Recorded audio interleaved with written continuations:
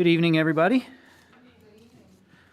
Welcome to the City of York 2024 proposed budget hearings. Thank you all for attending tonight's budget hearing. It is important to recognize that we are here tonight to focus on our financial priorities with regard to finalizing the 2024 York City budget. We know that government needs to do more with less, and we are. As our budget is basically the blueprint for the City of York, it is imperative that the budget team and I receive as much information as possible in order to ensure a fiscally responsible budget is adopted. With that said, we will hear testimony on projected income and budgeted expenses for all departments as they relate to programs and services for the City of York. Appropriations, how they will be used, projected expenditures, and program outcomes. In considering the budget, Council may reduce any item and may increase or add items as deemed appropriate and or necessary to achieve the city's goals and its financial objectives. I would like to emphasize that this is a public hearing, not a public meeting. Although we welcome your comments, a public hearing is not a debate session, but is designed specifically for the purpose of receiving testimony and evidence on the issue at hand. Presenters will first be given an opportunity to outline their budget, followed by the budget team, and then council questions. We will then receive public testimony. It is asked that each person providing testimony give your name and limit your comments to 3 minutes so that everyone who wishes to speak has an opportunity to do so. Are rebuttal comments allowed? At my discretion, rebuttal comments may be allowed. If allowed, rebuttal comments will only address specific matters or questions raised during the hearing and must be brief, preferably 3 minutes or less. Things to keep in mind. Speakers should provide testimony pertinent to the subject matter at hand and should avoid repetition of comments made by previous speakers. Refraining from comment if the same points were raised by a prior speaker or simply stating agreement with the points previously provided will help move the hearing along so that others who wish to speak will have the opportunity to do so. Large groups whose members wish to speak are encouraged to designate a spokesperson. What about written testimony? Exhibits, letters, petitions, and other documents presented or shown to the council become part of the official record. Written testimony may be submitted in conjunction with or in place of oral testimony. What is not allowed? No disruptions or disorderly conduct will be tolerated. Speakers and members of the public shall refrain from abusive or profane remarks, disruptive outbursts, applause, protests, engaging in disruptive conversation during presentations, speaking out of turn, preventing or attempting to prevent others who have the floor from speaking, or other conduct which disrupts or interferes with the orderly conduct of the public hearing. Such conduct is strictly prohibited. Personal attacks on elected officials, staff, or members of the public are out of order and will not be tolerated. It is not appropriate for a speaker to debate a matter under consideration with other speakers, the audience, or members of the budget panel. Engaging in such conduct and failing to cease upon request will be grounds for ending a speaker's time. With your cooperation, we will have an informative and successful hearing, and your adherence to these instructions is truly appreciated. Consideration for adoption of the 2024 budget is projected to take place before December 31st, 2023, and will be advertised accordingly.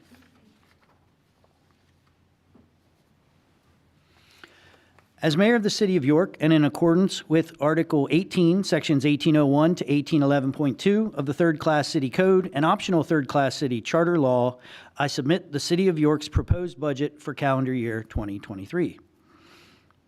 Actually, that's not accurate. We're having the hearings. Once again this year, I want to share my appreciation with the budget team, directors, and all employees involved in the arduous work of preparing an annual budget. You were able to utilize the new software in what appeared to be a nearly seamless effort. I know that working to complete outstanding audits and other tasks didn't quite allow us to meet our internal schedule, but we did a lot better than last year and will surely do better next year. I'm very thankful for the teamwork shown by all of the city staff and elected officials in producing this budget.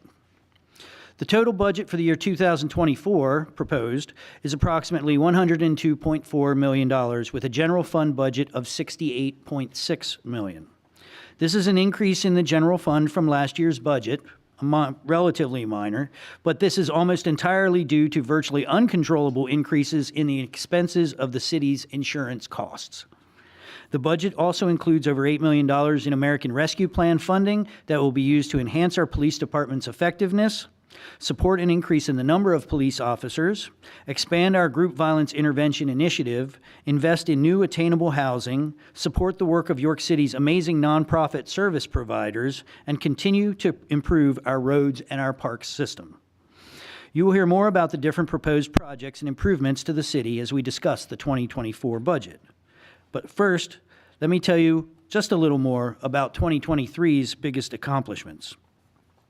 This year, we followed a very similar plan as last year, and I believe not only did city staff execute the plan well, we are now seeing results of many of our efforts. We have seen a significant drop in crime in our city. We have completed major road projects and park improvements and invested millions of dollars in building our community through supporting personal improvement programs, entrepreneurial businesses, and new housing for our residents. While there are so many accomplishments to be proud of this year, and I will give the directors time to go into more detail about each of their departments, I believe the greatest accomplishment is our police department's partnership with the community. We have seen a record decline in homicides in York City, and the community has worked with our detectives to produce an 83% closure rate on the homicides to date that did occur. A recent clearance rate analysis put the national average around 52%. Group or gang violence is at its lowest rate since we began keeping track in 2016, and nearly every category of crime is down.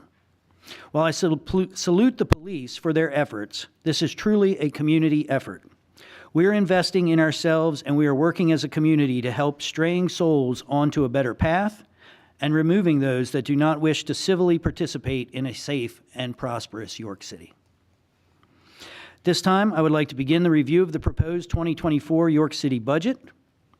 Business Administrator Kim Robertson, please lead us in the proceedings. All right. Good evening, everybody.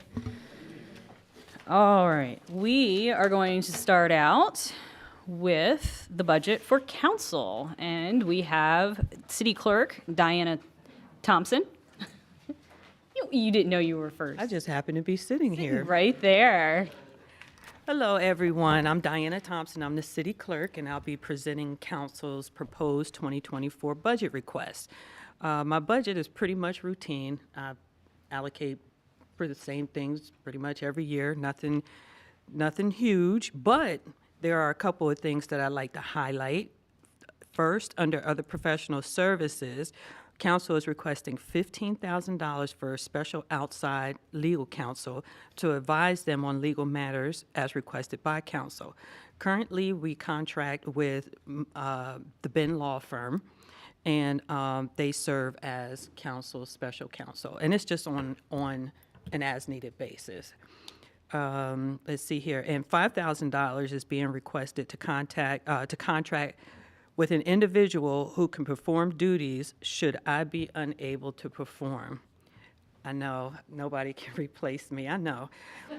I know this, but the attempt could be made by possibly training someone to do at least part of the things that I do. So to me, $5,000 isn't really realistic, but I think that next year it will at least get us started, and we could start the conversation with the new council coming on board. Let's see here. And that's all for other professional services. Next, I'm going to move on to association dues and conferences. And in there, you will see $20,000. And most of that is for the Pennsylvania Municipal League, which we are a member of, the City of York, and so our membership fees are $14,336. And PML is a resource for our officials should they have questions on how government is run, possibly going to trainings. So with new council people coming on board, this will allow them to attend training offered by PML, like the newly elected officials training, should they want to go to that.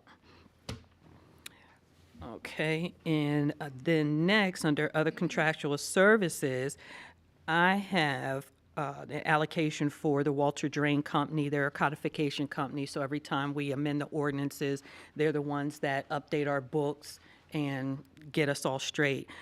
But the new thing with them is that I want to get rid of these books. I want to get rid of all the paper copies, and I want to go to something called Folio Views, and that is a service that Walter Drain offers, and it's an electronic info-based system.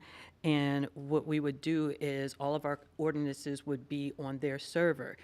And every time we amend the ordinances, I could send it to them right away, and it would be updated in real time. So that way, everybody has the current ordinances.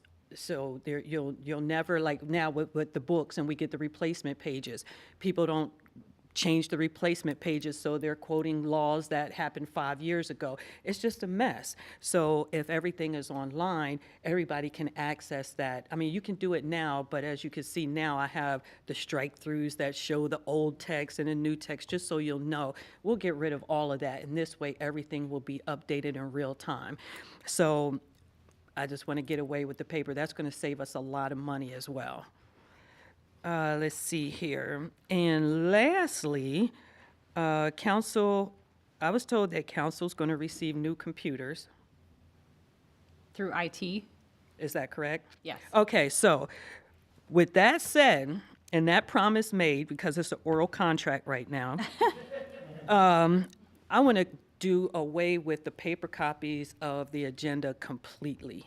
And I want them to be able to, just like all of you have your laptops up there, that's what I want to see for council next year. So no more paper copies except for a public review copy, which is requested by law. So that's it. Any questions? Yeah, some of that sounds really good, and that is the first I was hearing the replacement of the paper copies. So I was wondering if there is a reduction in the printing and binding line item there. Definitely. So- The printing and binding is for, no, the other professional services is for the codified ordinances. So the printing and binding is for my books that I have to keep, my archival books. So should we be reducing the budget somewhere else? No, because I never allocated money for making paper copies of agendas. I mean, that's just, Okay. is that what you're asking me?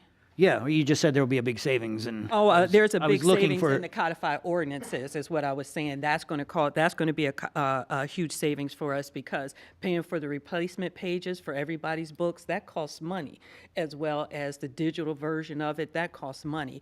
And that's probably around $2,000 each year for us to get those copies. So that's, I guess I'm looking for it in the budget. what's that? I'm looking for it in the budget. Is there an offset to this increase that is a reduction somewhere?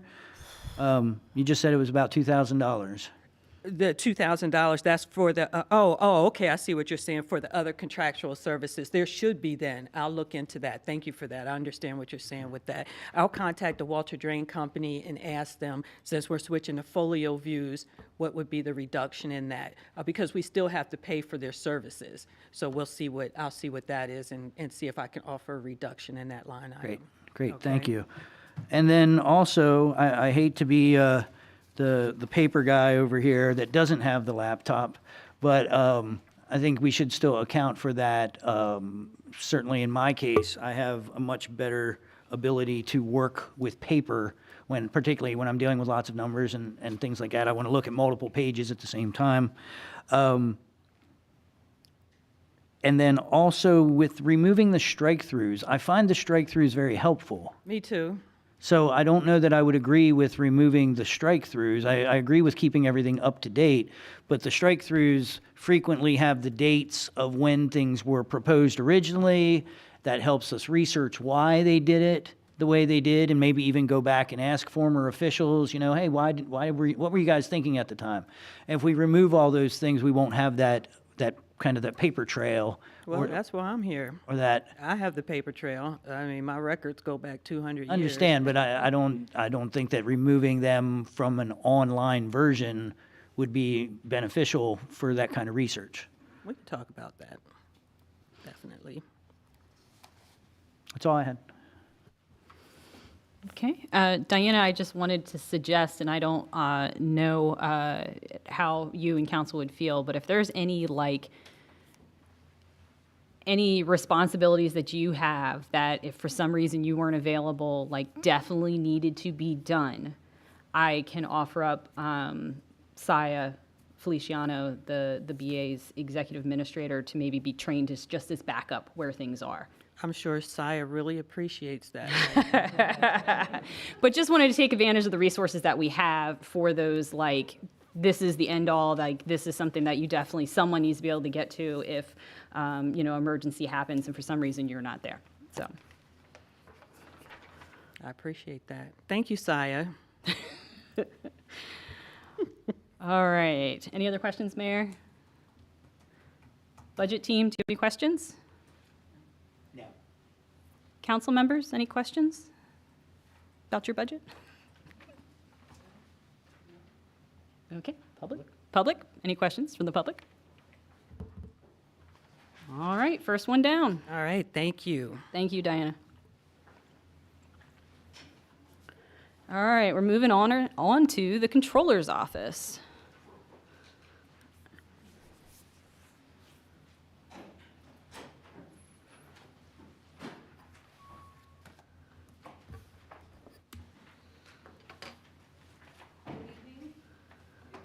Good evening. There we go. Good evening. I'm Alison Frost, York City Controller, presenting my budget this evening. My budget pretty much staying the same, except for a couple changes.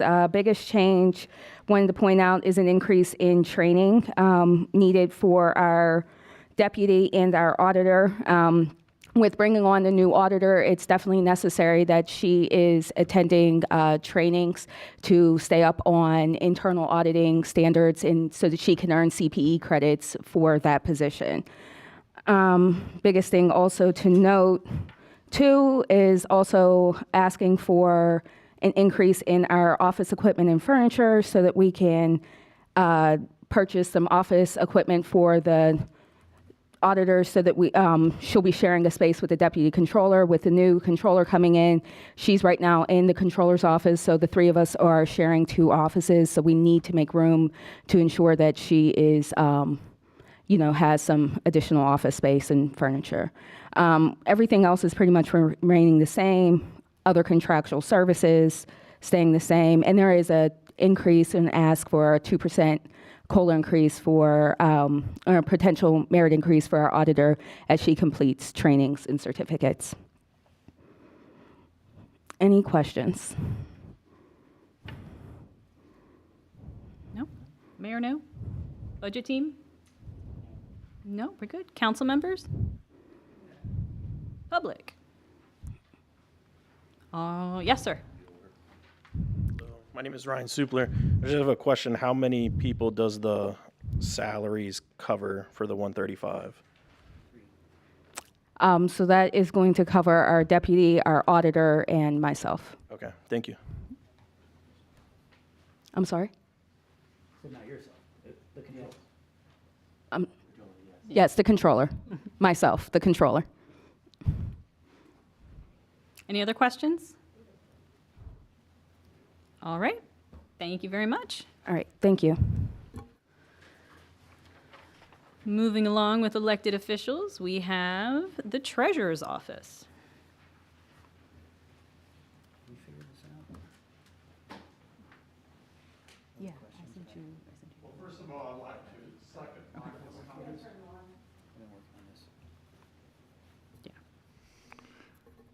First of all, I'd like to second Michael's compliments in that the new budget system really has made this process much easier to do, much more accurate, and it's giving us a lot better data for analysis as well. The revenue budget, we've been making changes over the last several years, so we have a clearer picture of our revenue that's coming in, so we can track it better. We can make these predictions a lot better as well. If you look at the budget, you'll see that most of our taxes are collected on a 3-year sort of rotating cycle. We have current year revenue that's coming in. We have prior year revenue. These are people that pay a little bit late. And then we have delinquent taxes that have been referred for collection to the usually to the York Adams Tax Bureau for some of our taxes that we collect, and for the tax claim office with the county for our property taxes. So you will see that some of these, it looks like on the budget, it has nothing. That's because last year we budgeted the whole of those taxes, and this year we broke them down into current year collections, prior year collections, and delinquent taxes. So that's why you see some blanks in the first column for last year. We did move a few things into the budget that are sort of general to the big picture, the entire organization, and things that are hard to break down directly to the departments. There is some things that, like state police fines from the magistrate's office, things like that, that come in from other areas that are included in the budget this year. On the expense side, it's very much like Alice Ann said, there are very few changes in the expense budget. We've moved a few things around because we think they're more specific. We had more items last year under other professional services, and we've sort of broken those down. So we were including like postage that we contract someone to help us with our mailings with, and we've sort of broken those down and put the labor under professional services and increased the postage line a little bit so we know exactly what we're spending. That's especially important because we don't only collect city taxes, we collect school district taxes and business improvement district taxes too. And we wanted to be able to accurately bill the school district and bill the central business district for those expenses that were occurring in the administration of those taxes or collection of those taxes.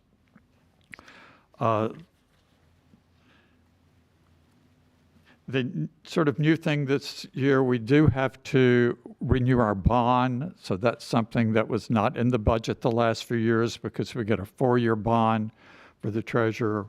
We're having discussion about exactly what that bond should be, and I've asked for estimates from the insurer. So that $15,000 is a little flexible, or it needs to be a little flexible until we get a final figure as far as that goes. Everything else is repeated from last year.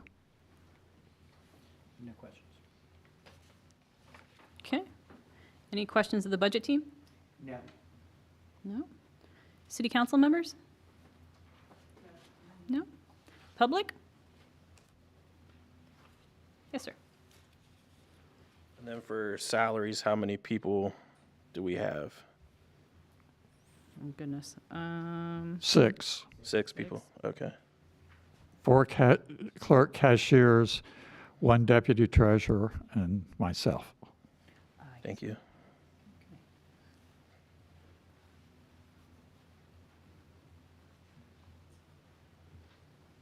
Okay, any other questions? All right, Okay. thank you, sir. We'll be moving on to the mayor's office budget, which will be presented by Mayor Helfrich. Yeah, there are just 2 changes in our budget, really. One, I want to thank my Chief of Staff, Scott Miller, for excellent work. Scott came to us at a very, very reasonable cost for his amazing experience that he brought with him, both as a lawyer and as formerly working on Capitol Hill. And I really appreciate all the work that you have been doing, and I think everybody around appreciates the work that you've been doing.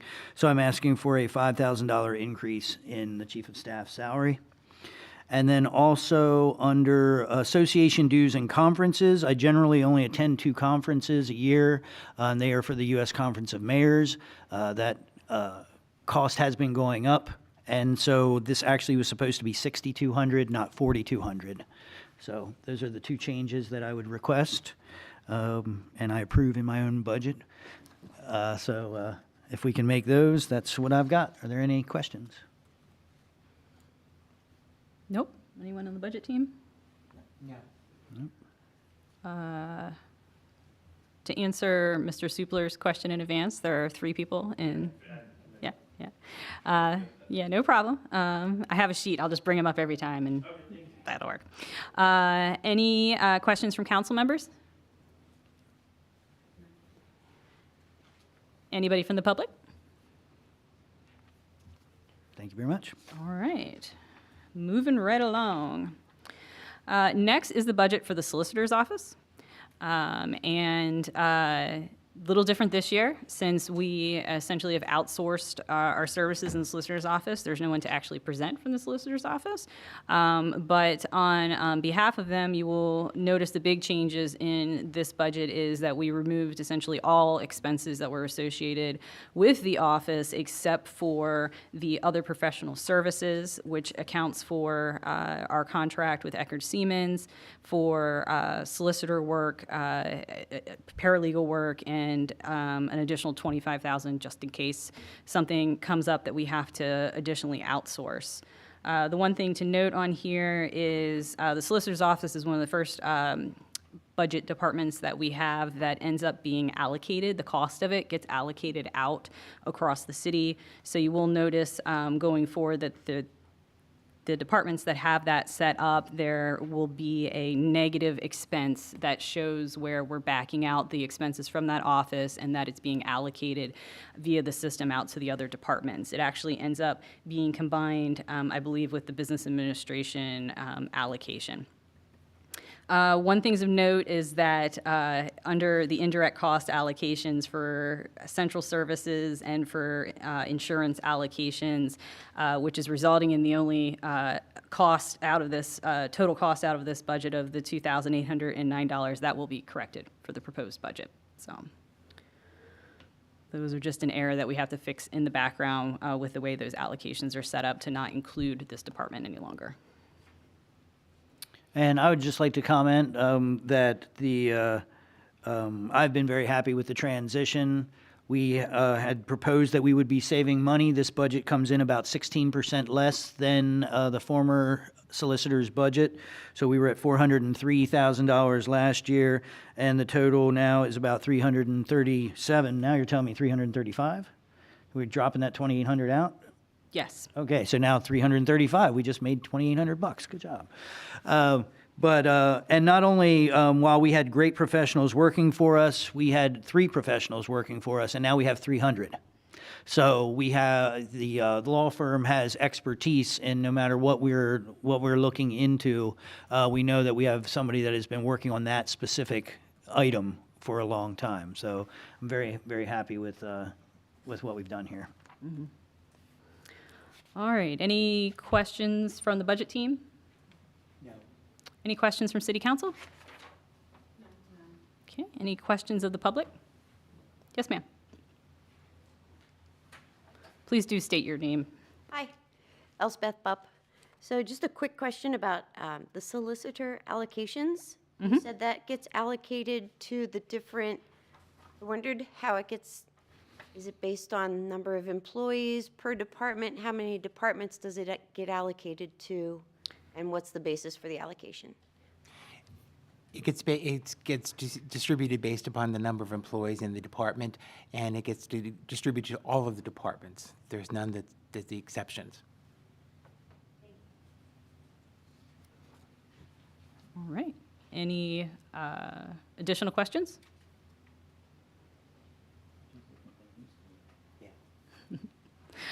All right, then we will conclude the solicitor's office and move on to our Human Relations Commission. Yes, ma'am, please. Just make sure the microphone's on, or Byron will tell you about it. Hello. So, Who are you? who am I? I get that a lot. I'm Claire Toomey, Executive Director of Human Relations Commission, and this is my very first budget meeting.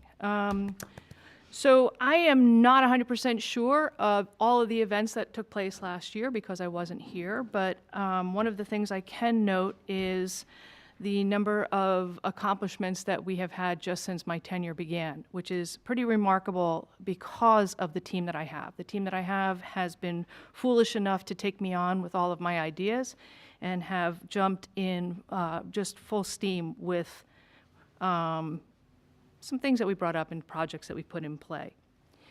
One of the things that I want to note that's really critical is last year, HRC was able to assist 38 individuals who had come forward with various complaints about discriminatory practices. This year, thus far, we have seen 152. And what that does is it reflects the fact that we have an increased visibility within the community and the broader community. We are actively involved in outreach. We are also intimately connected with a number of different organizations, justice-based and also anti-discrimination-based within the city. This has allowed us to sort of expand not just our presence, but to start collaborating on some major projects that we're hoping to come to fruition over the next year. One of those things, obviously, is to advance, or I should say broaden, our diversity event, which has happened in the past, to be more inclusive. It is a diversity event. We want to make it not just appealing to those who are involved in this work, but appealing and accessible to anybody who wants to come. So we are in the process of making that financially accessible. One of the things that I really want to bring to our attention with regard to our budget is I know that the commissioners of HRC had hoped that at some point we would be able to hire a part-time investigator on top of the three of us that are already involved in HRC. What I have found, and with regard to the fact that we are being very careful with our money, is that our current administrator has risen to doing investigative work above and beyond what I expected her to do. She is also actively involved in becoming training and is going to have advanced mediator training starting in December. What that means is that she is doing more work than she has been hired to do. And so what you're going to see in the increased budget is a way to compensate her, which would bring her on par with our housing counselor. And that would put them at the same salary rate, but it would also reward her for the work that she has done and the work that she's going to be doing. It also means that we will not have to, within the next year, hire someone part-time. So in giving her what is fair to her, according to the work she's doing, we're actually saving money because we don't have to hire another person. I've been very fortunate with the two that I have. If we do have an uptick in intakes or work that needs to happen, our housing investigator or a housing counselor will also be able to take on some more cases. So we are in a really great place to be able to expand our services. Everything else is pretty much included. If you have any questions, just let me know what they are.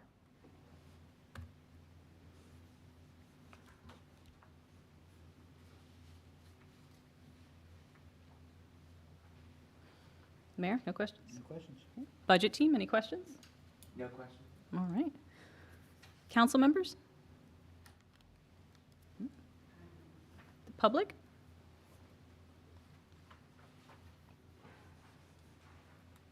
Teresa Johnescu. I'm looking at this budget, and I'm a firm believer in looking at return on investment. So I'm looking at line items for food and a holiday luncheon.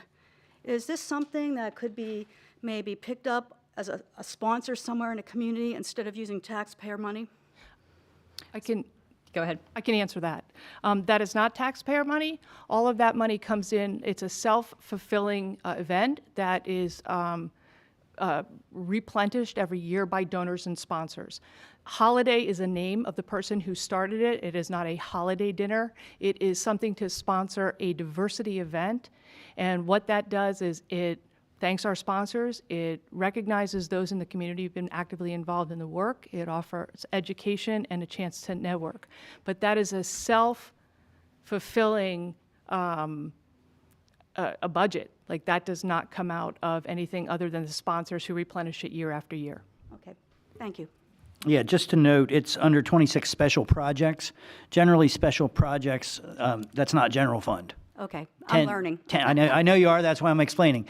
10 is general fund, 26 is special projects. So that, but generally, when any of these groups, any of the departments, the commissions, when they raise money themselves, it gets put into 26. So if you see it coming out of 26, you know it's not taxpayer money. Thank you very much. You're welcome. One more thing of note is that also is a fund that over time they could be collecting revenue and then not actually expending it in that year, so they end up with a fund balance. So in the case of this year where it looks like they're only bringing in 5,000 but they're spending 13,900, that is the reasoning behind that.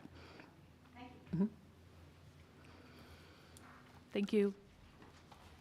Any other questions of the public? Claire's ready to go. I will say, Terry, though, that I always encourage the supporters of the Human Relations Commission to give more and help support the Human Relations Commission. Right now, we are working on a budget that is supported by ARPA. These key individuals that are working with the director are only funded for a short period of time here. So if we want to maintain these types of services, we need this community to recognize their success and support the Human Relations Commission. Thank you, Mr. Mayor. All right, thank you, Claire. All right, I feel like I'm in some kind of weird warp environment because early on in the budget hearing process, we're bringing in the police department. Oh, yeah. Usually they're second to last.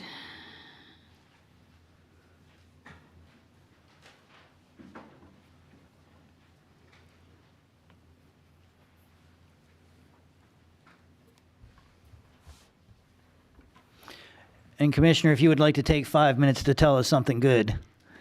As people don't get the inside joke, every week at the directors meeting, I request or even require that the directors tell me something good at the end of the meeting, because usually the meetings are all about details and things that need to get fixed. So I always say, tell me something good, and the commissioner always has more than a bounty of something good to tell us. So do you want to kick us off with just like 4 or 5 of your top things that you're feeling right now? Yeah, this is actually it's pleasant to be in a position. It's good to be in a position to have most of your presentation be able to be something good coming from a police department. So I'm proud of that. I'm excited about that. So I would say good evening, all. I promise that I won't be too long tonight because I'm sure at this point my guys are waiting to kick me under the table if I get too long-winded. I want to dive into this year's budget presentation by first thanking the mayor, council, and the community themselves for believing in our approach, supporting our initiatives, and investing in this department. And because of that investment, as the mayor alluded to, we've been able to get a lot of things done. I'm going to try to just hit a few and then get out of here. As the mayor spoke about, we'll start with the significant reduction in violent crime in the community. 75% year-to-date reduction in homicides, 60% reduction in non-fatal shootings, all which, as he said, represents the lowest numbers since GVI had been tracked. Our community outreach has been abundant, to say the least. The return of the downtown officers and the reintroduction of neighborhood policing throughout the community. The expansion of our therapy dog program, being able to bring on a third therapy canine, and the increase of our hospital resource officer program with the success that they've been having. Successful recruitment efforts, and I'm glad that Ms. Claire was able to stay, successful recruitment efforts that have been able to increase the department's diversity levels from 4%, we were actually at 4% representation of underrepresented populations when I first started, and in less than 3 years, as the mayor has said in recent meetings, we're near 30%, which is 3 times higher than the national average.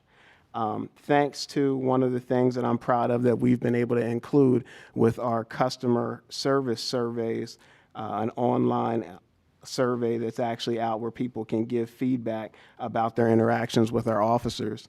To date, we have and Aki laughs at me when I say it this way, we have a 4.5 stars average approval rating. That's at around a 90% approval rating for a police department with the interactions with our public. In addition to that, we've been able to garner a lot of attention throughout the community, throughout this area. We've been called upon to give testimony in front of Pennsylvania State House on our gun violence efforts. We've had cities from all over the region and country, Lancaster, Reading, Baltimore, North Carolina, calling or coming to visit our GVI program and to meet and discuss about the strategies we've been using for gun violence prevention. And Pine Bluff, Arkansas even flew us down to consult with their city about bringing on programs similar to ours. They're actually coming up in 2 weeks to continue that conversation and have a secondary sit down with our folks. We have scholars and colleges now at this point discussing and studying many of the things that we're doing. Harrisburg City recently publicly announced that they will be adopting our approach, modeling what York is doing in our fight against community gun violence. And the governor's office has routinely reached out to us, with the lieutenant governor coming here highlighting our work to launch their statewide gun violence prevention initiatives. So, as you can imagine, I am humbled, I'm thankful, and I'm proud. But segueing, as anyone knows me, they also know that I'm never really satisfied with anything. So we're not really ready to stop there with what we've been able to accomplish over the course of the last year. We're not really ready to rest on our laurels, if you will. And as we get ready for 2024, we're looking to keep that same momentum going with a goal of being even more efficient, more effective, more connections, more relationships, and being even more impactful with the community that we serve. But to do that, we need your continued support and investment. The long and short of it when it comes to our budget, with all we've done and all we're looking to do, we've worked to be good stewards at all times over what you all have afforded us.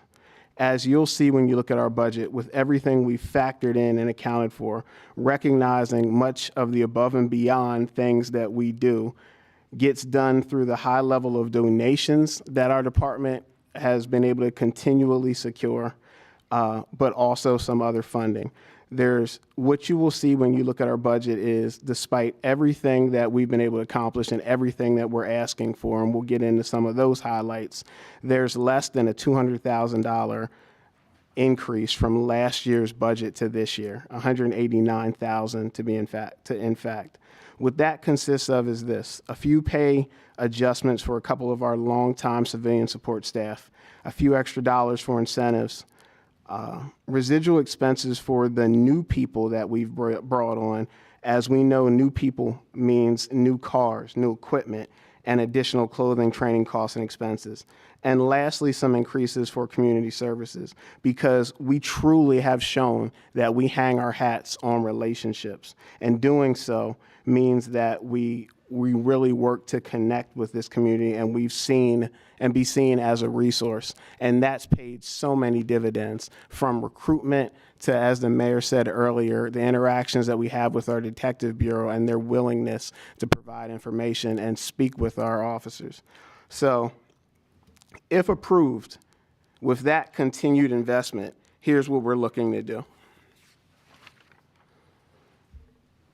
Continued development of that GVI program, the strategy that's helped us be so strong, enforcement and non-enforcement alike. Expanding resources to our Credible Messenger team with Tiff Lowe and her staff. Bringing new initiatives online to support programs that would include the trauma responder and the new initiative that we are focusing on bringing online this year to help address issues with juveniles, which is our community principal project. Bringing our drone program online, finishing the implementation of our VR, our virtual reality training simulator, implementing patrol tablets to increase the efficiency of our officers, and with it, being able to finally get online and get going our revolutionary virtual interactions, our telepolicing project, completion of the police recreation center, finished developing and getting online our public safety academy project, finalizing construction of our pocket park / waiting area out front of the police station, and providing additional resources to help deal with issues caused by our homeless in our downtown and along the Market Street corridor, expanding our chaplain program, permanent establishment of our full-time neighborhood policing officers, and we're proud of this, the implementation of our support shift, a shift that would increase the coverage and reduce our overall wait times for citizens when they call in for service with complaints, and continue to drive these numbers, the crime numbers that we're all seeing that have caught the attention of this entire region, continue to drive those numbers down and address the concerns that affect our neighborhoods, all while continuing to grow the relationships that we've been able to build. So, in conclusion, so I don't take up everybody's night, we're proud of what we've been able to do in the past, but we're excited about the direction that we're continuing to go. And I think we've been able to prove ourselves as the resource we wanted to show our community we could be. Thank you. Thank you, Commissioner. The police have a very lengthy budget, so instead of ending up going through line by line, can we just go through and kind of pitch our questions? Also, if we come to a line that you want to make a comment about, please feel free to do so.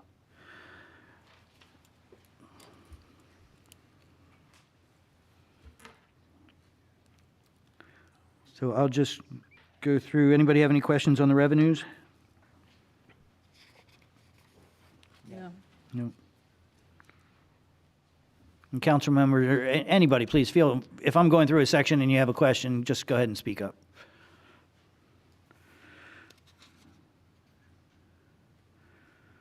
Salaries and wages. I'd like to point out that the police have done a great job. Their overtime expenses are down $120,000 since 2022. So obviously, we've been using ARPA funds to increase the number of police officers, but that's paying us back by offsetting our expenses within overtime.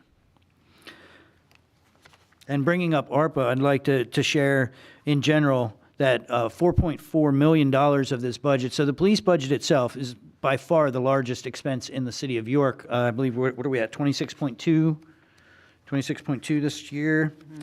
4.4 of that is ARPA investment into our police department. So, close to 20% increase in our ability to support the police department.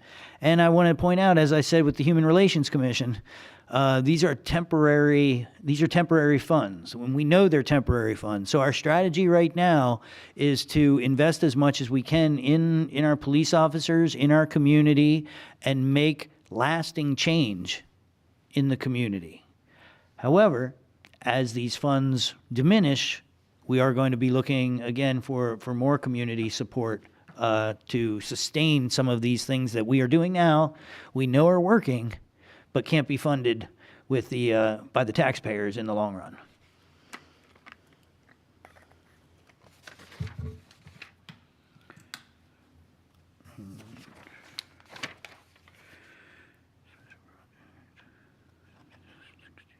Oh, okay. So the $31,000 for 275th anniversary badges and uniforms, I had a discussion with the police department. We are going to support that. Next year is the 275th anniversary of the York City Police Department.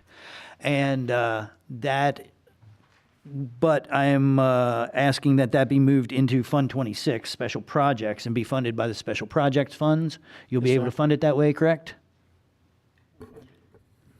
Yes, sir. Okay, so instead of being funded by Fund 10, the taxpayer dollars, it'll be funded by contributions that have been given to the police department. The, yes, I'm sorry. 41130, the last breakout in the itemization of 441130.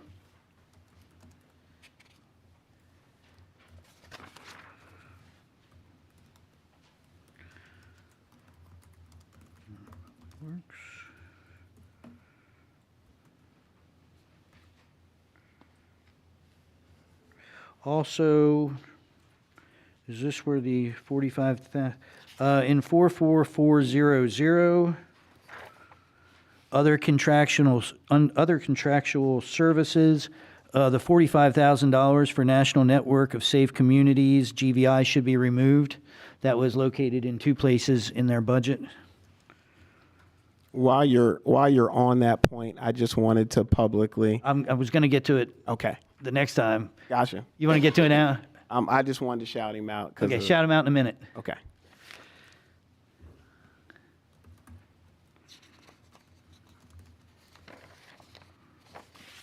I'm moving through here pretty quickly. We're at crossing guards. Does anybody have any questions up until 00214 crossing guards on page 15? You have something, Ryan? Yeah, I just wanted to make sure for like our civilian support staff, they're all getting paid at least like 15, 20 some bucks an hour, livable wages and all that kind of stuff, right? Yes. Okay. Yes, sorry. Point for the budget team, or specifically for business administration, it looks like the expenses, so we share the expenses of the crossing guards 50-50 with the City of York School District, I believe. Yes.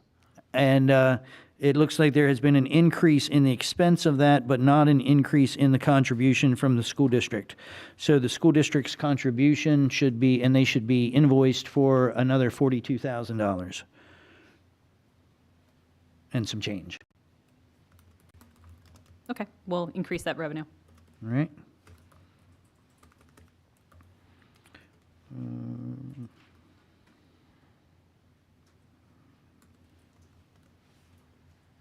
And then coming down under expenses, under community services division, we've agreed, the budget team and then also police department staff, the fall festival that the police department is putting on is absolutely amazing. However, at this point, it's so amazing that we're not being able to track the different revenues and different things that are going on. So we need to have an individual budget for that event, and then we'll be much more able to track the things like Ms. Jonescu was pointing out, to differentiate between Fund 26, Fund 10, because I couldn't differentiate it with it coming from so many different pots in the budget. We don't have to, I think we're good to get through it unless council has a question on it. We're good to get through it this year, but next year, as we do the budget, we'll clean that up. Yes, sir.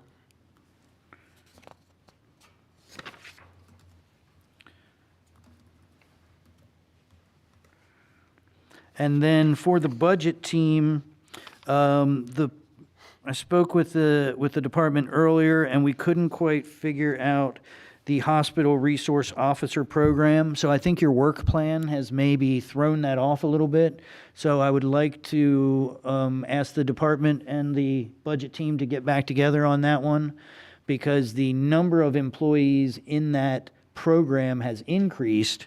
However, you have a reduction in the budget down to $174,000. So, and that also then creates an issue with all the different allocations, the police pension, all of that stuff is thrown off. So I'm sure those officers are located in other budget lines, but we've got to fix that because WellSpan is contributing to that effort. We've got to make sure those revenues are correct and everything fits together. Yeah, and like I said, in the workforce plan, I only have 2 individuals assigned there, and I just need 2 more to assign to it then. So we'll clean that up. Okay, very good.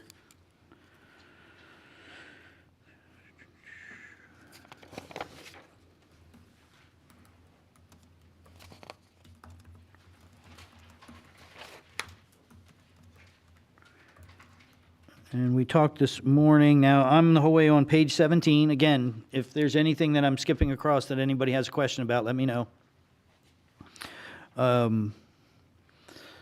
Page 17, the income for the cops hiring grant. I couldn't find that. Yeah, we missed it. It'll be in there for next time. Okay. And then you explained the SRO is just within, so that $75,000 currently is going into general salaries because we don't have one specific person as the student resource officer, or school resource officer, correct? Well, we actually do have one specific person. It's paying, their contribution pays for half his salary. Is that? Right. And it's a what the flat- services that he's providing now versus, and it's funny that I can speak to this intimately, the services that he's providing now, it works because it's only about half of the demand that we used to have when I was a school district chief, half the demand that we used to have of the York City Police Department, because they no longer break up fights, they no longer respond to day-to-day calls, they no longer deal with any of the day-to-day work. They're merely responding to take care of the processing of misdemeanor and felony charges. So having ending half the time for providing coverage is adequate for the school district. So Quinn, the police chief at the school district now, marching order at the beginning of the day, he notifies Officer Nova what he has from the day before, or if they have something immediate or emergency, he responds over and he takes care of the charges for that. But otherwise, their school police staff, which has grown, takes care of the rest. Yeah, in this case, it's just, it's the supplemental revenue to support the overall cost. This wouldn't be an example where we have to keep track specifically of Officer Nova's hours for those purposes in order to bill back like we have to do for some of the other ones, so. And we worked it out the last time when I was in the school district. We were almost at a point where it was like $425 per service call. That's why we started to eliminate the need. All right, and now we're getting into, I'm on page 1826, special projects. Back to the special projects. And I think the key thing here, and if the future controller is listening out there, there's one thing that gives us administrators heartburn. It's a $50,000 line item with no explanation. But I got an explanation from the department today. So, Captain Akey, would you like to share why in your special projects line there is $50,000 with no explanation? When we purchase things out of special projects, it's very hard to categorize whether it's going to be other supplies or materials or whether it's going to be other contractual services. For example, Fall Fest, we have a lot of supplies that we buy for that, anywhere from food to equipment, as well as contracts with the vending companies and amusement companies that come out. So as a result, we just started putting Fund 26 into the budget last year. This is our second year doing that. And to serve our purposes of having flexibility, having everything as other supplies and materials allows us to move in and out of that circle. For me to tell you this year that we're only going to spend $15,000 on other contractual services for Fall Fest, as that process starts and as we start getting contracts with them, I know I would run short with that money. And in the process of transferring that money, we would end up losing that contract because they want to be able to schedule out their year with the events that they have. So other supplies and materials is where we've been using as the bucket to put everything into, and then maintaining track of that money as it's spent. So essentially, these are unrestricted donations to the police department, and they are requesting that we allow them the flexibility to use those unrestricted donations as they see fit. Correct. And I'm okay with that. Yeah, and keeping in mind that all of those, in order to pay those bills, they still have to go through our requisition system, so everyone sees what they were for. It's not like we just gave them $50K to do what they want, so there's control there.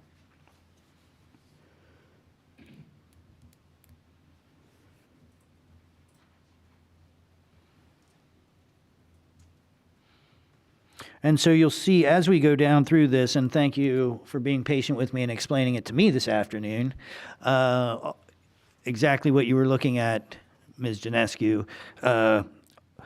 While these expenses in Fund 26, if not told, may look like they're tax dollars, these are all being, all the balances where you see a revenue when there's a balance underneath, that is being covered by money that has been donated to the police department.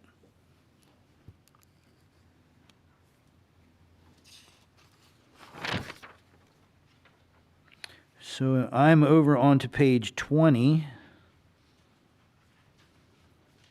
And I am at the Police Cadet Program, 00408. And I asked the department, and they weren't sure. They thought this was part of the work plan. The Police Academy salaries and wages line item went from $80,000 to $120,000 for a supervisor to lead the program. Why did that position go up $40,000? I'm not sure. We have to look into it. That's what you had brought up earlier. Yep, if you can look into that, that would be great. Because at this point, again, I don't have an individual assigned in my workforce plan to that yet. So that might have been just part of, as the budget team, but also part of the ARPA team. Jerry Lavella and I work to keep track of the projects that we currently have approved through ARPA funds and then rolling them over to the new year. So that might have just been an error in terms of us making sure that we included enough additional costs to accommodate increases in cost of living adjustments and longevity, and it's just an error. So we'll double check it and make sure it's right. Well, and thank you for pointing that out. I have jumped into the ARPA section of the budget. So I will just briefly mention the names of the programs as we're kind of skimming through the sheets. Page 20, the first one is the drone program, and that is for $40,000. And then it's the police cadet program, where we are working with young people coming out of high school to kind of bridge their interests, to give them what is essentially an internship of working with the police department until the point where they get to be 21, where they can actually become police officers. We have a great program in some of the schools, particularly in York High, that is the not Emergency Services Academy. What is it called again? Public Safety Academy, where our folks from the fire department and from the police department and others help participate to create a almost like a STEAM academy, but for public safety, to help young people that may want to get into these different careers, and then hopefully we're funneling those folks back into our own department. So we invest in them when they're young. Then this program, the cadet program, is a bridge program to help give them an internship until they're old enough to become part of our department.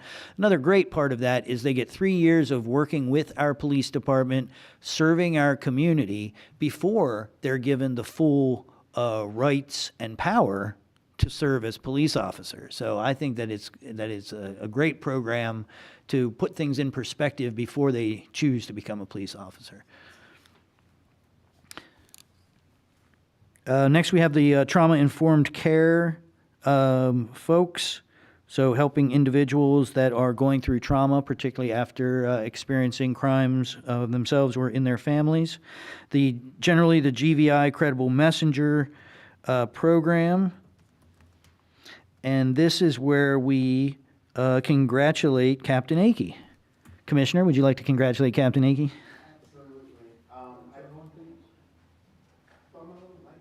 Oh, there we go. The green was so shiny, I thought the light was on. Thank you. At this point, and I have to give just a little bit of backstory for you. At this point, we've done so much with the GVI program that we've actually been, we here in York, Little York, we've been able to become the national model that the company uses and sends cities to research and see what we're doing with respect to the fight against gun violence.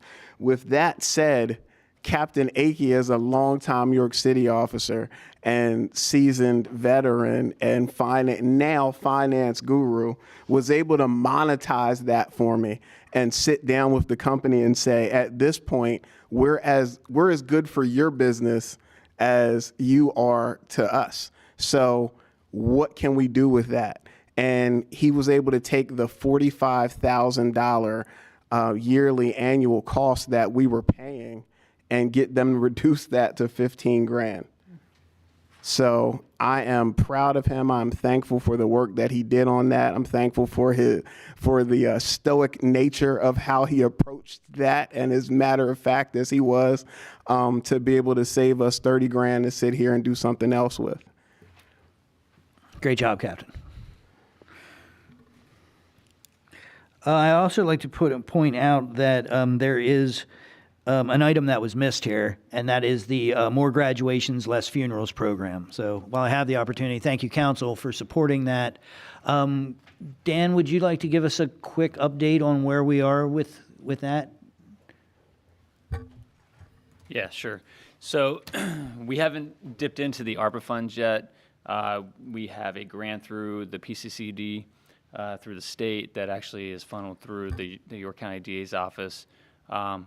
I have a call actually tomorrow. We should be getting ready to exhaust those funds, and then we'll be ready to start using the ARPA funds. So I would imagine that at the last governance meeting, we approved 6 new candidates. So I would imagine maybe a quarter of them will start to go into the new ARPA funding. Can you do a little commercial for it? Go for it. I definitely can. All right, all right.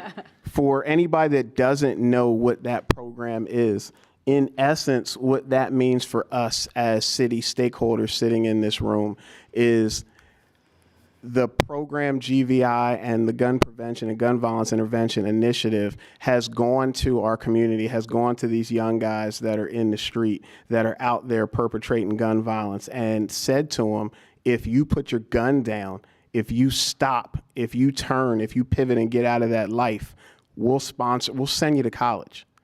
We'll send you to college for a program to get a trade that you can come out and make more money than you did when you were in the street.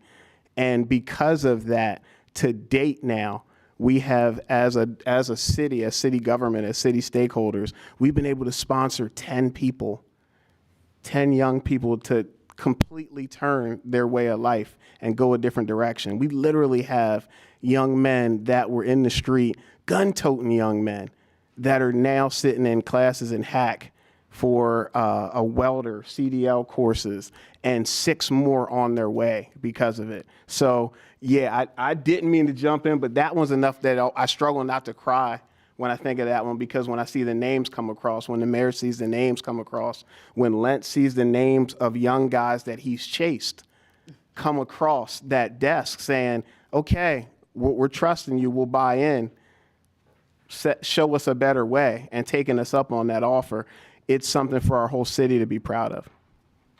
Sorry. No, that's perfect. And just to clarify, these are mostly for trades at Hack. We're talking about generally a maximum of about $6,000, right? So it's not like we're sending your kids to $200,000 worth of college. We are sending folks to a good trade. In many cases, they can be making more than me within the next 5 years. Happy to have them do it. Go for it. You know, the HVAC, the welding. These are trades that we need here in this city and in this country, and we need to promote this. So this is a perfect opportunity for us to do that. I want to thank PCCD. And again, this is another thing that we can all invest in. The council has seen it appropriate to invest ARPA funds into this. We'll be asking for some more. And again, this got missed from the budget, so you will be seeing this in the budget that is proposed later this month. But yeah, and it doesn't change one life. It changes families. It changes neighborhoods. So this is the real deal.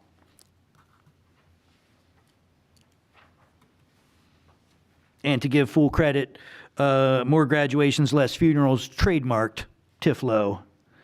That's trademarked. You can't just use that. Yeah, she is amazing, and this was a part of one of her many great ideas and great actions in our community.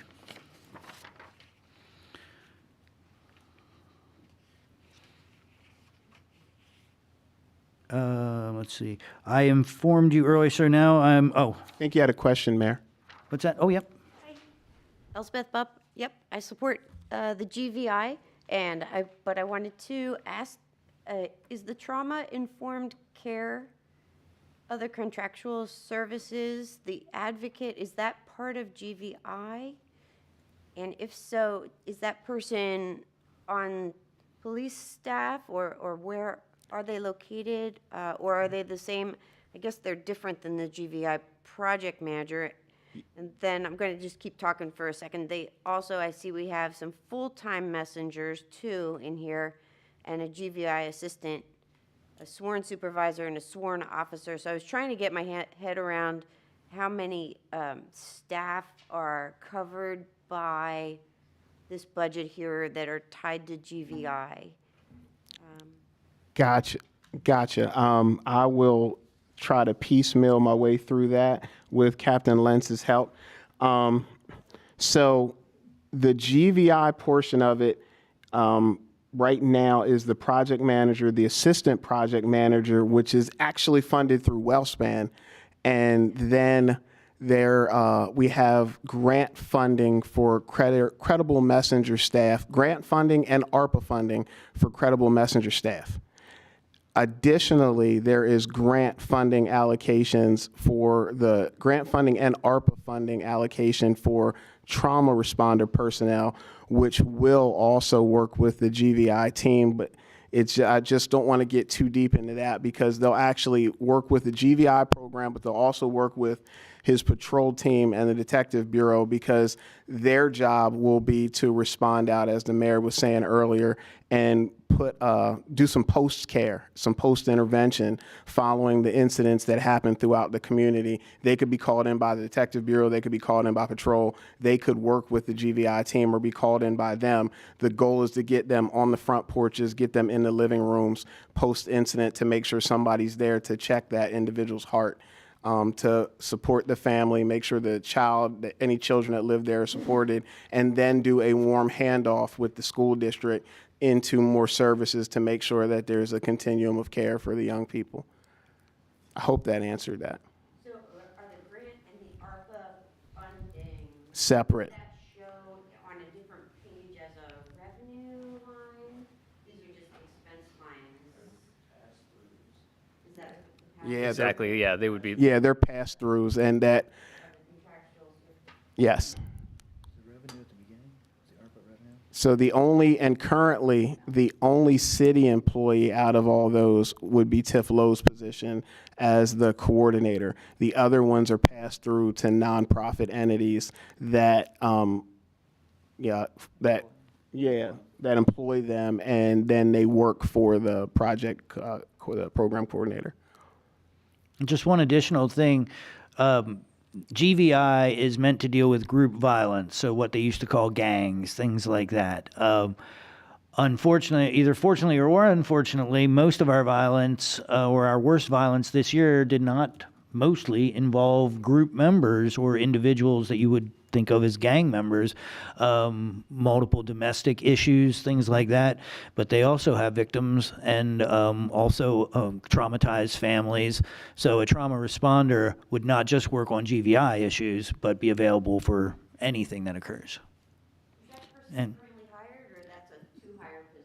They're not hired yet. We're still looking for the individuals and working out some things with the nonprofit with the hope that they will be on very soon.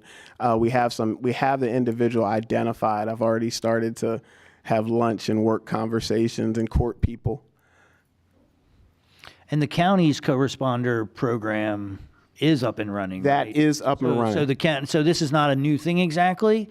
The county does have individuals that go out across the county and respond to traumatic events like this.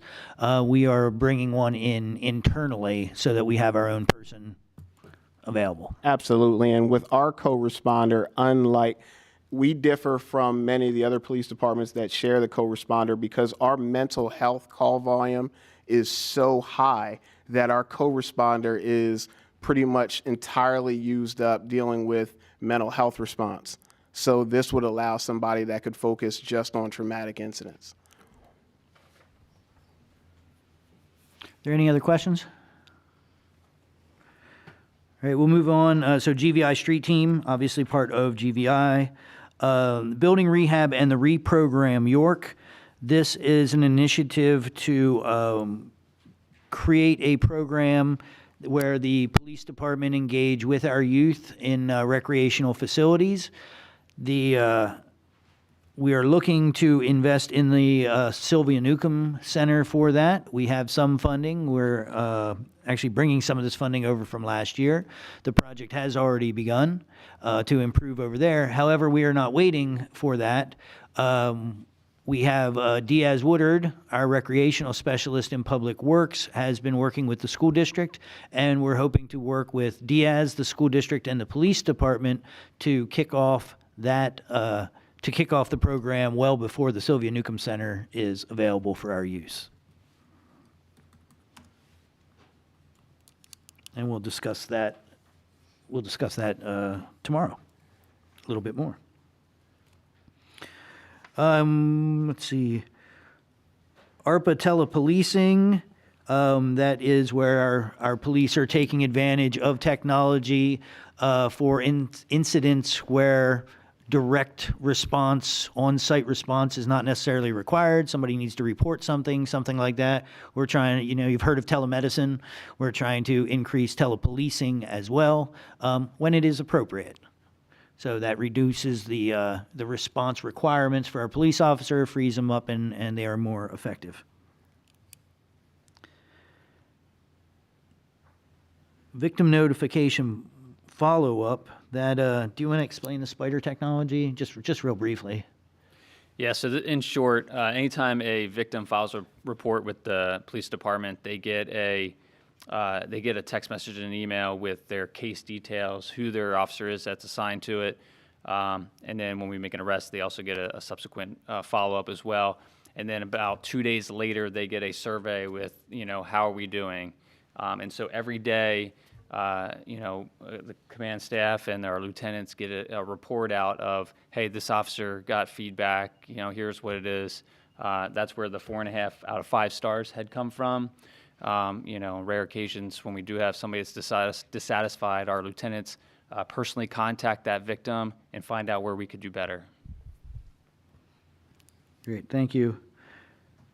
ARPA police officers, we've added between our COPS grant and our ARPA funding. Was there any other funding involved in that?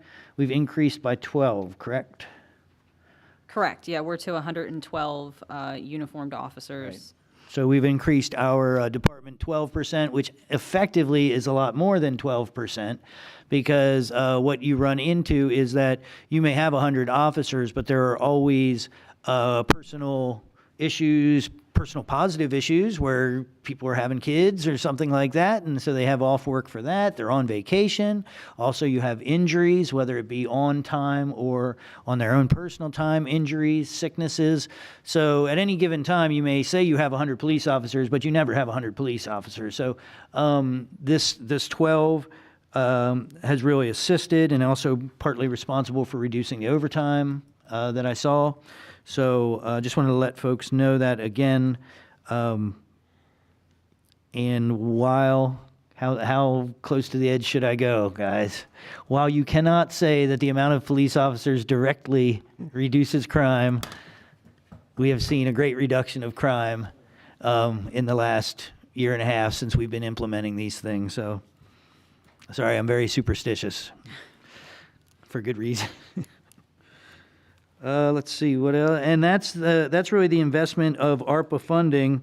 That last one, almost $2 million in additional police officers for the city of York. So you can see whether it's us working to address mental health issues, trauma, trying to redirect folks by funding education. There's other stuff that we didn't get into the specifics of about just helping people that need help. But between that and traditional law enforcement, we've invested $4.389, or basically $4.4 million of ARPA funding, of that federal funding, into the police department. Finally, under capital projects, the line item for vehicles 46100 should be 2 vehicles, not 3 vehicles. So we have to reduce that by a little bit.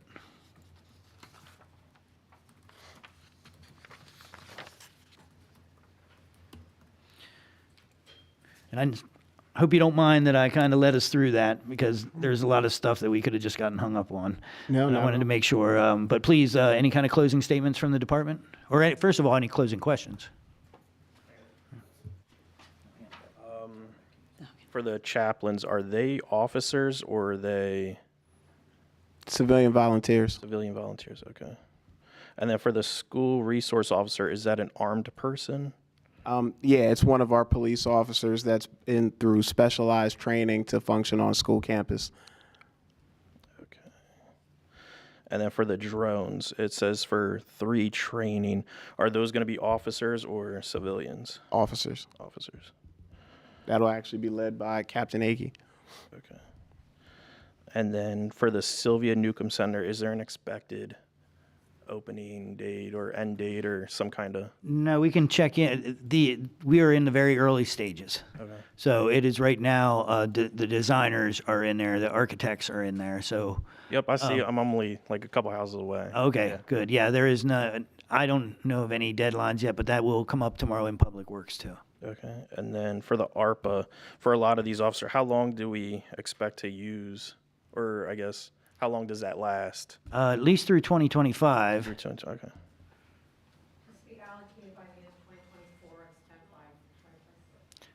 Yeah, but there are some, We can only officially allocate into a budget into fiscal year 25 by the end of 24, so.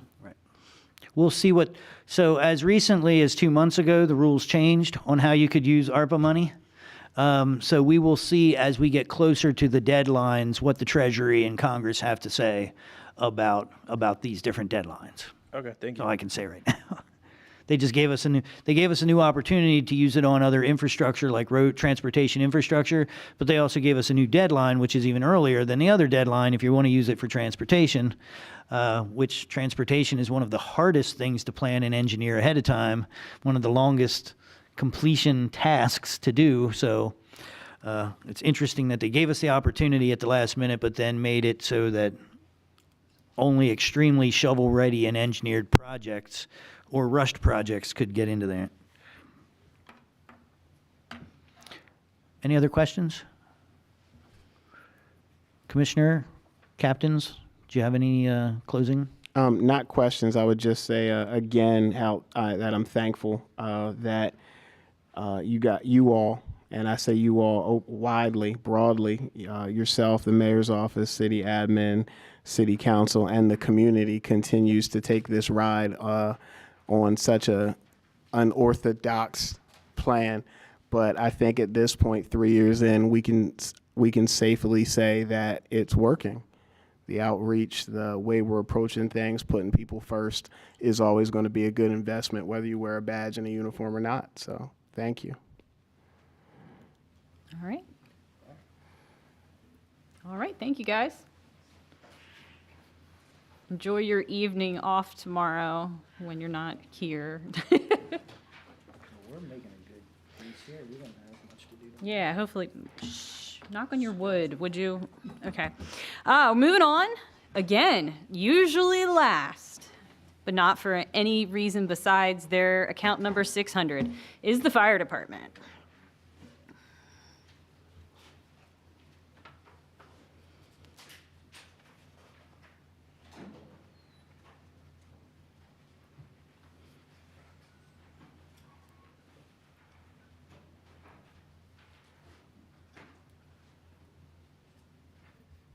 Good evening, everyone. Thank you.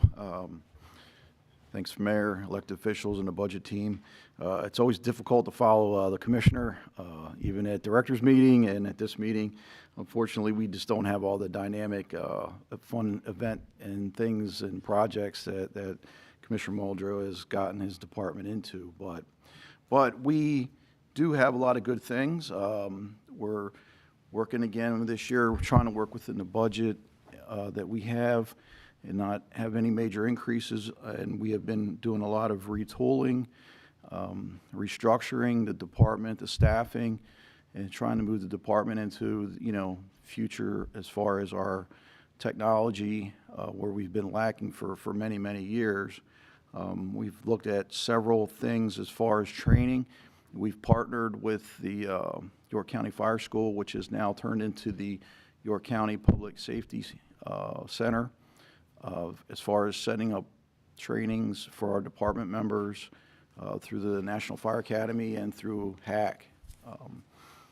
So we've also worked in with our station upgrades. As everyone sees, we started the Rex Laurel project finally.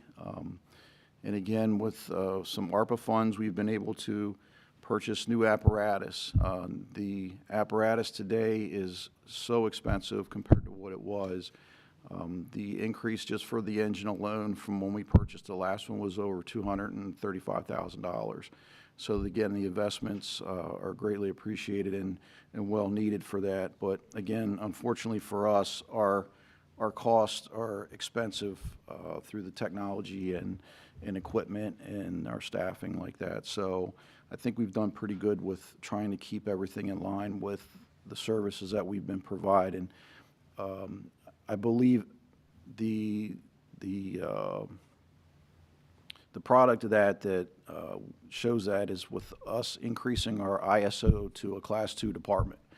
We are the only Class 2 department in York County, and I am very, very proud of that the work that our members have done to get us to that point. We have never been a Class 2. We've always maintained a Class 3, and Chief Smith and I have set plans up that we're not just happy with that, we're looking to go towards a Class 1 department if we can do that. If not, we're going to be very, very close. Can you briefly explain what that means, Chief? So the ISO is the Insurance Service Office, and that is an independent evaluation that they come in and evaluate fire departments throughout the entire country. There's a point system that's generated from a 10 to a 1. 10 being the lowest, a 1 being a Class 1 department is the highest, which is the best. The biggest thing for the municipalities is that it reduces your fire insurance for your homeowners. So if you ever look at your homeowner's insurance on the back of it, at some place you'll see on there what your ISO rating of your fire department is, and then that will tell you basically a reduction in your what you pay for your homeowners. Again, that is an independent evaluation. That means that that we're doing things right. And again, like I said, we're the only Class 2 department in York County, and I'm very, very proud of that with what our members have done and where we're trying to go. So with that, as far as our budget, the increases, the majority of them are because of the cost going up with clothing and fuels and things of that nature. One of the things that we are trying to do on a very limited scale, but is to go from hydraulic operated tools to battery operated tools. And we've started that process, but it's slow. We have one tool on order right now, and we did put one in the budget for next year. Again, it is a significant cost, but we're trying to get away from the hydraulic things and go with more battery operated tools. So that's pretty much it for my opening there. Chief, you neglected to share about the SAFER grant. Oh, I'm sorry. Yes, we got 3 good grants last year. Very proud of that. It's been a long time since we actually received any grants of that significance. The SAFER grant we received for $1.5 million, and that's going to allow us to hire 4 additional staff that we need to for our increasing numbers, which will reduce, again, the overtime cost and then get the department back up to full staff, which we've been lacking for many, many years. The other one we got was the AFG, Firefighter Assistance Grant, and that's going to allow us to put sprinklers and fire alarms in all our stations that we do not currently have. We unfortunately do have fires in firehouses. And the Rex Laurel, we've actually had 2 fires in there over the years. One of the things that we're doing with this project is back in the early 1900s, the members of the Rescue Fire Company wrote their names up on the rafters on the ceiling for when they put the fire out.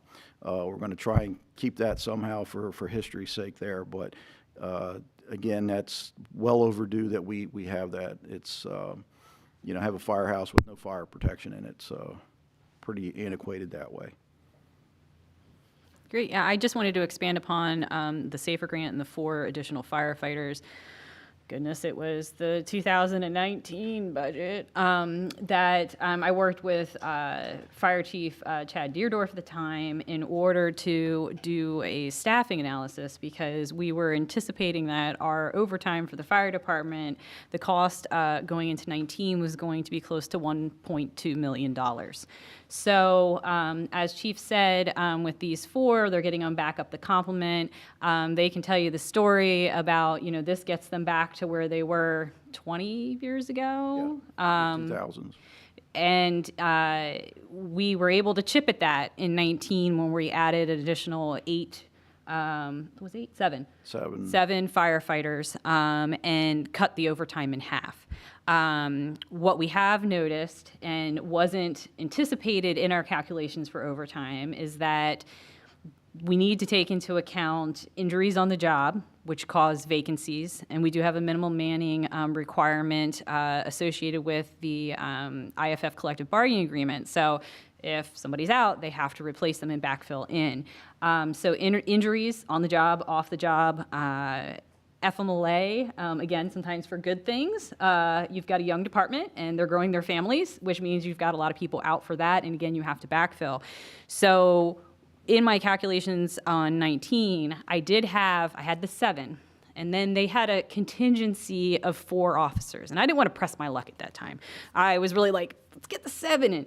But according to my calculation, ultimately, to be at full efficiency and to minimize overtime costs associated with contractual obligations, they needed 11. So that's what's so exciting about the SAFER grant, is that gets to bring in those 4 officers, and Chief has a whole plan in terms of adding essentially a swing shift that you'll be able, hey, someone's out there, okay, you're over in that station tonight, whatever it might be, which will then mean that they don't have to backfill, which means we don't have the overtime costs. So you do see an increase of $200,000 in overtime for $400,000 to $600,000 this year, and that is just to get it to be realistic in terms of what the overtime cost was this year, and that very well might be because the number of fires you had that were second alarms and such, but to be on the safe side, we want to add that little bit back. But Chief and I are very excited and anticipate that we're going to see that we're not going to hit that 600,000 necessarily. We need, of course, to have 6 months of training and get the, as at least police says, the boots on the ground in order, but in budgeting for next year, we're not going to be adding anything. We should be subtracting for overtime because we're going to see, because it's a 3-year SAFER grant that we have.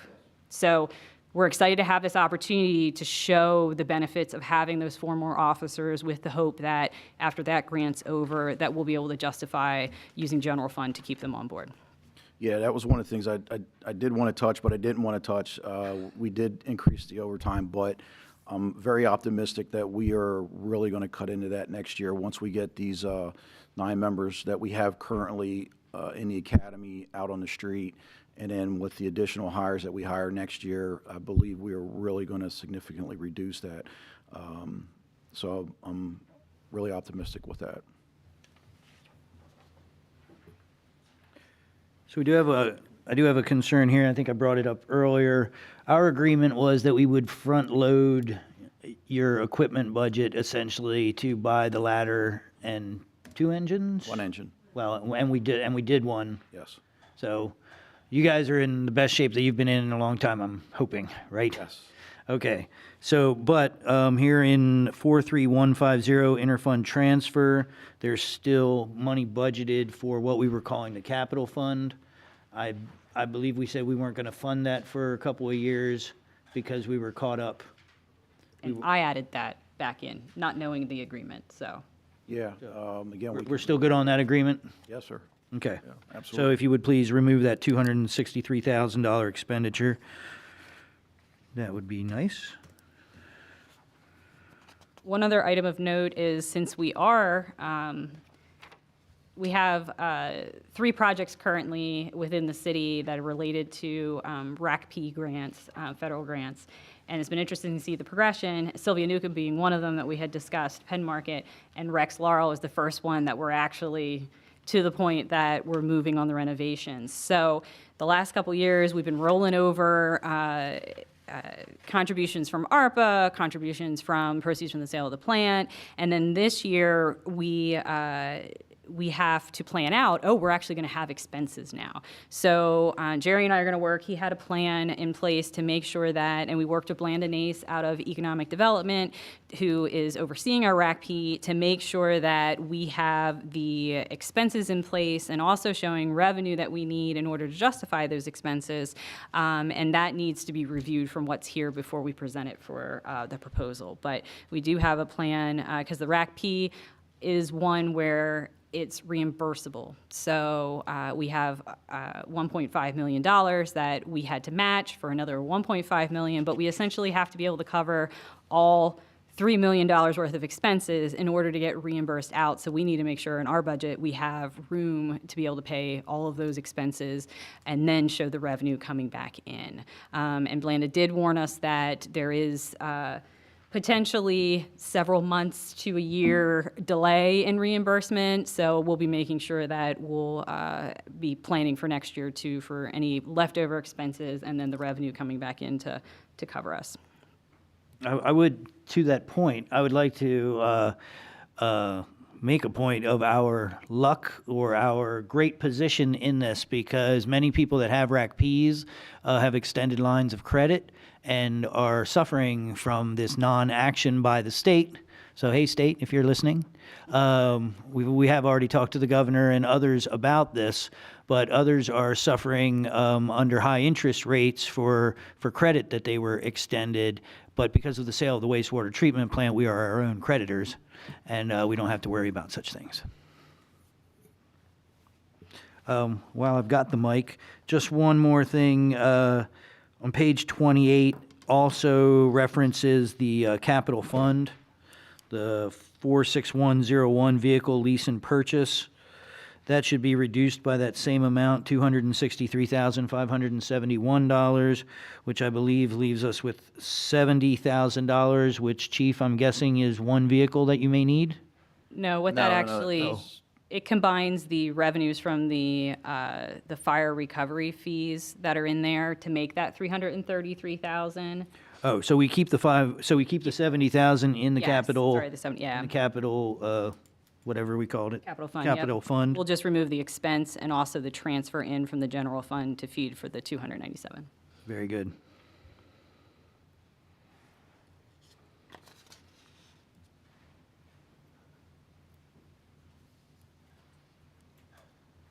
Oh, never mind.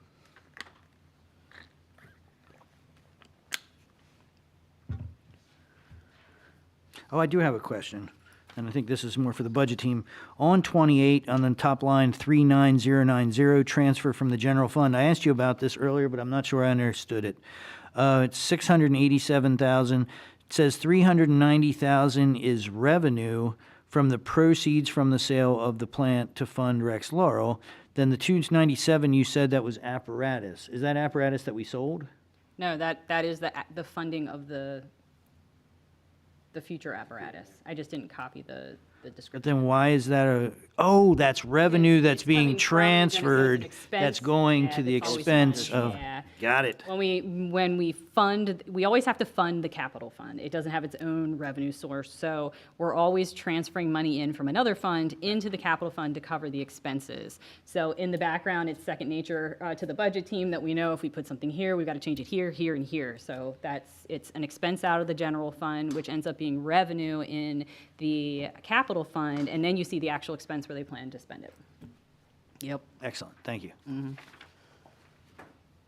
We do that just to confuse you. I know. Make it fun.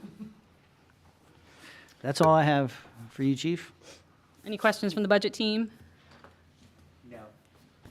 Council members? Yes, ma'am. Come on up to the mic.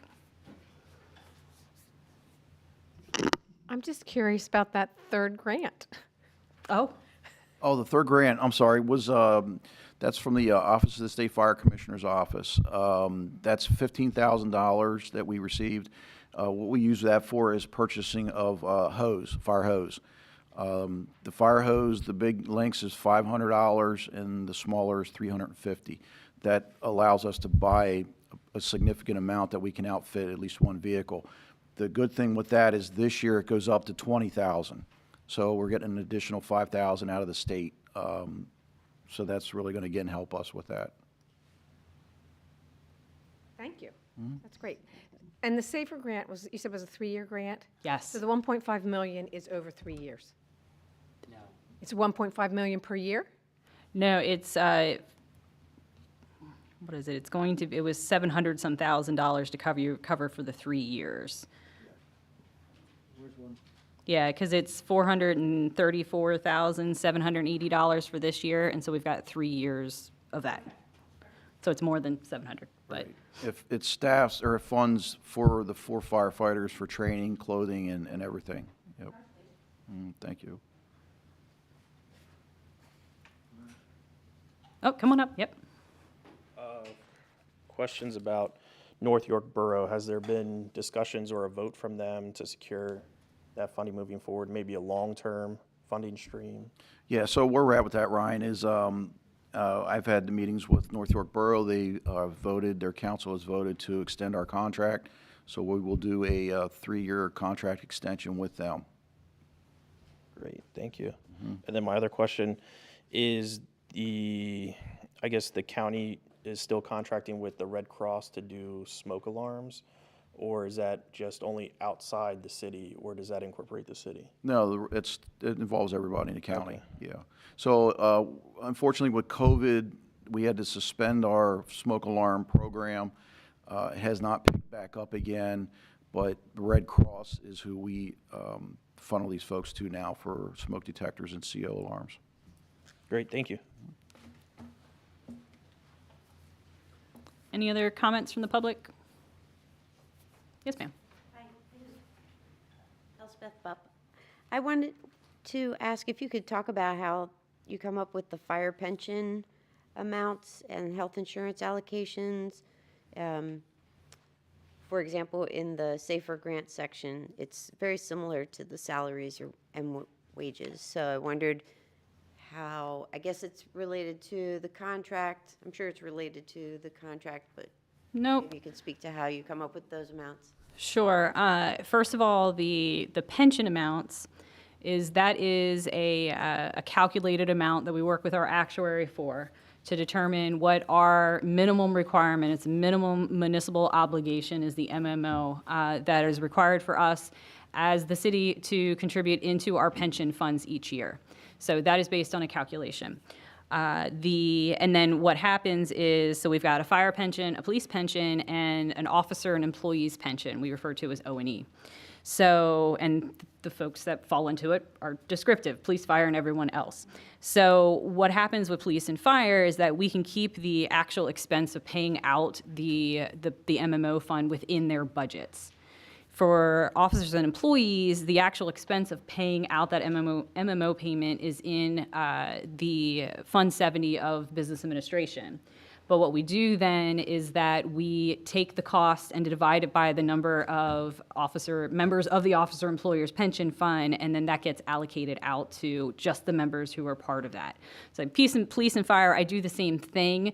It's actually based on not necessarily the number, but it's based on their salary, because in the background it all totals up to what it needs to be. But through the workforce plan, I can pick a position and it will tell me the full cost of that position, including the salary, all the fringe benefits cost, including the health insurance and the pension. We have life insurance, unemployment, and workers' comp. So it gives me the full amount. So I want to make sure to take advantage of that. We could just plop fire and police within their budgets and let it be, but I like to be able to associate it directly with each position so it shows up. For health insurance, the other, what we call indirect cost allocation, the other, fringe benefit allocations that you see, which is health insurance, life insurance, workers' comp, and unemployment, that is specifically, health insurance takes our risk management budget, so Fund 70, Internal Services Risk Management, takes the total cost of our health insurance, prescription coverage, our dental, our vision, and the administrative fees associated with it, subtracts out what we anticipate to get as contributions from employees and retirees towards it, and what's left gets allocated out to all positions within the city that are full-time. And it's a flat dollar amount. I believe this year it's up to $35,000. And that is done that way because we are self-insured. So unlike when you're fully insured and you're like, each member, if you're family, it costs us this much per month to have you covered, we don't have that luxury. So we just take the full amount and divide it out by the number of budgeted positions, and everyone gets a share of it. The other fringe benefit allocations, life insurance is actually based on the premium we pay. That is where contracts come into place in terms of the collective bargaining agreements. There's each a contracted amount of group life insurance that the city essentially promises that we'll have for them. So it can range from, I think, $40,000 is the least amount, and the highest is 1 year's worth of salary. So that we can actually calculate how much it would cost for a year's premium for each individual. The workers' compensation and unemployment, again, goes back to the risk management budget, that we budget a lump sum that then we back out in terms of sharing the wealth with all of the employees across the city and the positions. And then similar process are done with the indirect costs when it comes to the entire business administration budget, the central service budget, IT budget, HR budget, and insurances. So the rest of the insurances we have in terms of general liability insurance, car insurance, all of that is allocated similarly. Sometimes it's by FTE, so it's by, IT as users. Our property insurance is based on the departments that have actual offices, and it's based on square footage. So it's all is a calculation that then is built wonderfully in our system we set up the allocation, what we want to pull into the bucket and how we want the bucket split out, and it'll do it for us, which also means that we can change the numbers in what's going into the budget and it'll just fix itself. Back in the day, I can still hear our former finance director saying, okay, wait, you want to make a change? Because you changed one thing, you had to rerun the allocations, and it was a whole process. So we're very lucky now that we have the setup that we do. So more than you ever wanted to know about allocations, but just to put it out there. But wait, there's more. There is. I could talk for a very long time about budgets. Speaking of, why don't I take over, because I think the next budget is yours. Yeah, if we're done with fire. Anybody else have any other questions for the chief? Thank you, Chief Sleeger. Yep, thank you. Our next, and while multi-programmatic, our last department for the evening is business administration. Our business administrator, Oh, our yeah, official sorry. business administrator, Kim Robertson, will present that budget. I do apologize. It's been a couple long nights and days working to prep for this budget. And so then I'm like, oh yeah, I got to present my own department too. So hopefully I don't babble too much. So business administration, we have within business administration as a department, and this is kind of the first of these departments that we get to delve into. Tomorrow night will be Public Works, that has various bureaus underneath it, and then of course Department of Economic Community Development, that has various bureaus underneath it. So business administration, budget-wise, includes a budget for business administration. We have human resources. We have the risk management budget, as I was mentioning earlier.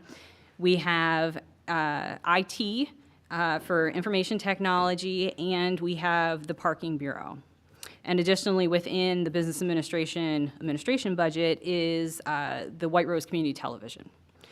So the first of those budget departments, as I like to call them, is just business administration. Within this, we split out the expenses. Salary-wise, that includes myself as a business administrator and Dan Hebner as the assistant business administrator, and a small percentage of Saya, who we mentioned earlier, as the executive administrator for business administration. Her salary is paid out as a little bit out of business administration, a little bit out of human resources, a little bit out of parking. So most of the expenses that are associated with just the general fund within business administration is a portion of our salaries and the associated fringe benefits and indirect costs. We do have, there's no big increase. We put aside about $1,000 total for travel and training, if Dan and I so choose to need to, or maybe we're sending Saya to get her notary license, whatever it might be, or to help Diana, whatever she might need there. So the general fund, there isn't big increases within there, and Well, could you explain the net crim earnings up from the proceeds up at the top? okay, yeah, that's a fun one too. Okay, so this is new this year.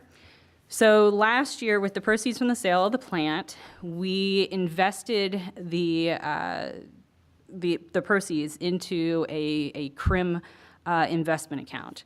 Do you remember what crim stands for? Okay. But it is a safe investment account for municipalities because there are laws and requirements as to how we can invest our money. We have approximately, I think it's $177 million in there at the moment, and we are getting such a return that we felt it appropriate to budget for the return and the earnings that we're getting. So what you'll see later on here, we have assigned a separate fund number, so not the general fund 10 or ARPA 29, it's 28, which we do have to adjust the title because originally it was associated with the advance that we had received from PA American Water, the 20 million. We kept it separate for that, which is why it's called the 2021A Tran PAWC, but now it's ours. So that is just where the proceeds from the sale of the plant go. But what you'll see, first of all, at the top is that you'll see some earnings going in, the $2 million. But if you go a little further down on page 29, you'll see where Fund 28 starts and where you can see the different types of revenue that we're applying into the fund, which is interest, investment income, accrued income, unrealized gain, all the stuff that Jerry, as the chief accountant, has figured out is what's coming through to us that we need to account for. So we are estimating $7.6 million in those items that we are going to be able to use in this year's budget. So the majority of that $7.6 million ends up being shown in the finance budget under the 40 through 45 funds, which is where the remaining of our debt obligations are housed. So we do still have some general obligation debts that have yet to essentially be called with the proceeds from the sale of the plant or escrow set up. So we do have yearly payments. And so what we're doing is using that revenue to pay for the debt obligation payments for next year. All but the $2 million that you see just going back into the general fund at the top of the business administration budget. But within the next few years, as these get paid down, for instance, the one, is that paid down this year? The four? There's one payment that about $5 million. It's the last payment for that particular bond. Right. And then I think the other one has one more year after that. Yeah, so what you'll see is that right now, there's almost $8 million spinning off of this money, but $6 million of it has to go still back into the bonds. And just so you know, the city is essentially financially debt-free at this point. It's just some of the debts, when she said they haven't been called, it means some debts you're not allowed to pay early. So this money is put aside, so as we are able, as they let us, we will pay off our debts. And we have three bond debts left. So eventually, the entire $8 million will be coming back into the city general fund. But for these first couple of years, we have to use some of it to pay off the debts. Hopefully more than $8 million, but at least right now, we're getting almost $8 million. Correct. So that's the revenue that you see at the top of the business administration budget. And just, That's all I had for that page. Do we want to go through by section? Because next is White Rose Television, right? right, just real quick, for those that want to know, CRIM stands for Cash Reserve Investment Management Account. Okay. So does anyone have any questions on the general business administration budget?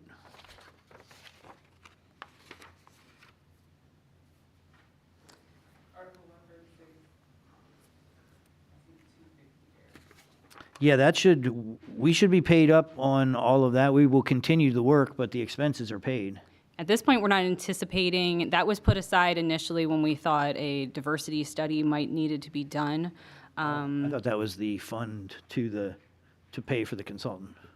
And when we were using a consultant, but at this point, we don't have consultant expenses. This is one of those benefits of bringing Eckert Siemens in as our solicitor, is that we were able to use their solicitor service to assist with our proposed amendment of Article 136, so that's saving us money there. And then White Rose. White Rose. So the White Rose Community Television has one employee, Cliff. Thank you for your help with streaming at the moment.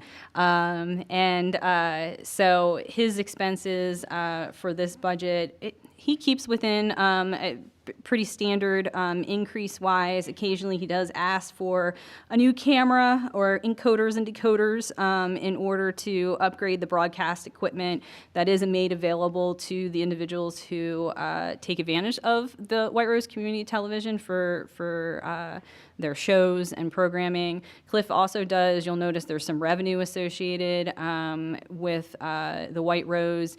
Cliff does assist in streaming all the York County commissioner meetings, so they give us payment for that. And then also he has various other, between the Realtors Association, and there's a couple, like a tennis tournament, there's a couple people that reach out specifically to Cliff to get his assistance in terms of streaming their event. And so we bill them for that, and then we get some revenue back in for that. Thanks, Cliff. No questions.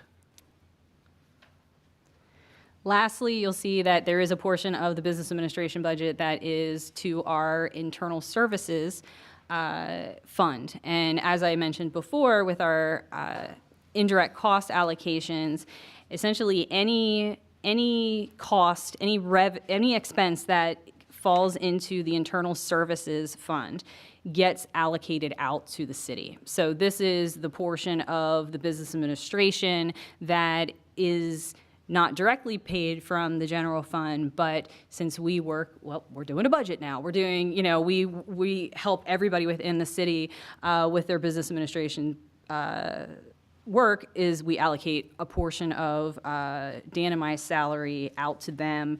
And there is a little bit for advertising for RFPs, and a part of the bond insurance cost that is associated with the business administrator.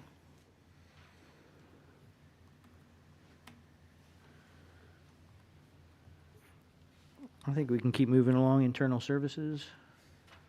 All right, and yes, really. Any questions for just business administration? It's pretty basic in their budget. For those out there, this is pretty basic and their budget doesn't change much. So, Yes, we know better. at least not for the costs that can be controlled. Next page, I'll have a lot to say. Okay, so.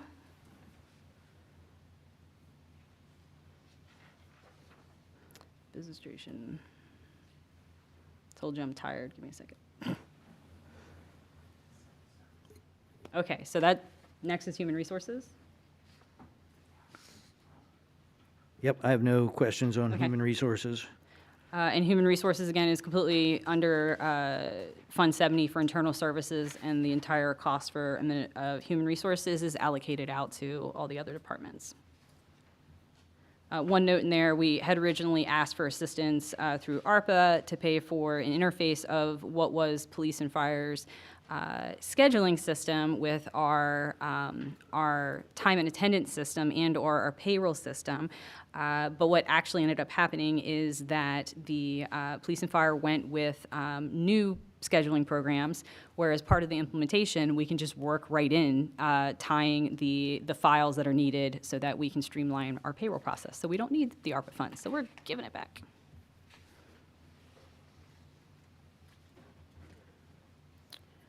And we have a 4-member human resource office, which includes part of SIA. And I am still in the work of replacing myself as the Deputy Business Administrator for Human Resources. And as soon as we get over this budget hump, please keep an eye out on the city's website for employment opportunities if you are a human resource professional and would be interested in coming and having fun with us. May I run through the next allocations, just because I have a lot of comments? Risk management? Yes. Yes, go right ahead. So risk management is where we pay out the health insurance, life insurance, stop-loss insurance, workman's comp, all those kinds of things. But when people look at the city government, there's a certain amount that we can do and there's a certain amount that we can't do. And dealing with insurance companies, this is like the pit of third-class cities across the Commonwealth of Pennsylvania. I will tell you that our paid claims for healthcare went up, is that a 10? 10? No, it's 15%. And the overall budget, you know, we're up to like $12 million in health insurance allocations. So what we are paying out, now again, it's still cheaper than us paying an insurance company to run our insurance. They would be charging us more. We are self-funded, as the business administrator said. But I want you to realize that under Mayor Robertson in 2001, that line item was $1 million. And now it's $12.3 million. So this is the kind of thing that cities like York are facing across the Commonwealth and really across the country, is that when you're trying to take care of your people, the insurance companies are not taking care of us. So if you wonder why things are getting tighter, this is the biggest and number one issue here. Health paid claims up 15.4%. Health insurance allocations up 9.5%. I did have a question about why that's in brackets, but that's because that's the money coming into the fund, right? Yeah, that's how we reduce the expense, yep. Stop-loss insurance is up 50% in the last 2 years. But our health and administrative is down 84%. So what is that? Originally, some of the cost associated with our third-party administrator for our health insurance claims and also our pharmacy benefit manager were actually individually billed to us, and we would actually pay it out of the health administration. Okay. But now the costs are being rolled in with the actual bills for the claims. So, and it's not easy for us to split that out. So I did essentially shift about $500,000 from health administrative up to health paid claims in order to essentially put it in the bucket that we're actually pulling from to pay. Oh, so out of that 850,000 increase, half a million of it. All right, sorry, health company. Sorry, health company. I was a little hard on you there. We did increase by prescription. $500,000. Yes, prescription did need to be increased. Oh yeah, I'm down there. 15.7% increase in prescription costs. Which would have. But I do want to point out, and this is where this department is so important. In 2022, yes, the number is back up to 2 million, but in 2022, that number was 2.3 million. So they were able to negotiate and work with consultants to bring that number way down, down by almost $600,000. And now it has bounced back some with the increase in costs of medications, but that was a real a real win there. Vehicle insurance up 100%. Why is vehicle insurance up 100% in the last 2 years? Sorry, I got 2022 numbers on here too. So in the last 2 years, our vehicle insurance went from $143,000 to $278,000. Why is that? Just like your personal vehicle insurance, if We had some accidents? you have accidents, then that makes you more expensive to cover, which means they're going to charge you more premium. So we've had a couple, and it could be. We do have a $10,000 deductible. So there's some of our fender benders that come through, then we just handle the cost of repairing them ourselves if there's no damage to the other vehicle. But we have had some high-cost claims that have come through, you've also got to keep in mind, it's not just last year. They always run at least 5 to 7 years back, and so sometimes we're stuck, because we had that with workers' comp too, from having a bad year in 2018. We're just to the point where that's going to stop haunting us in terms of what our cost for our workers' comp is. So it's the same thing. We've had accidents, and they're making it more expensive for us to get coverage. Okay. Now, one thing I did want to point out, and I would like to point it to the council people specifically, the workman's comp insurance. We had an issue with the state and our audits, which are still being worked on and moving forward.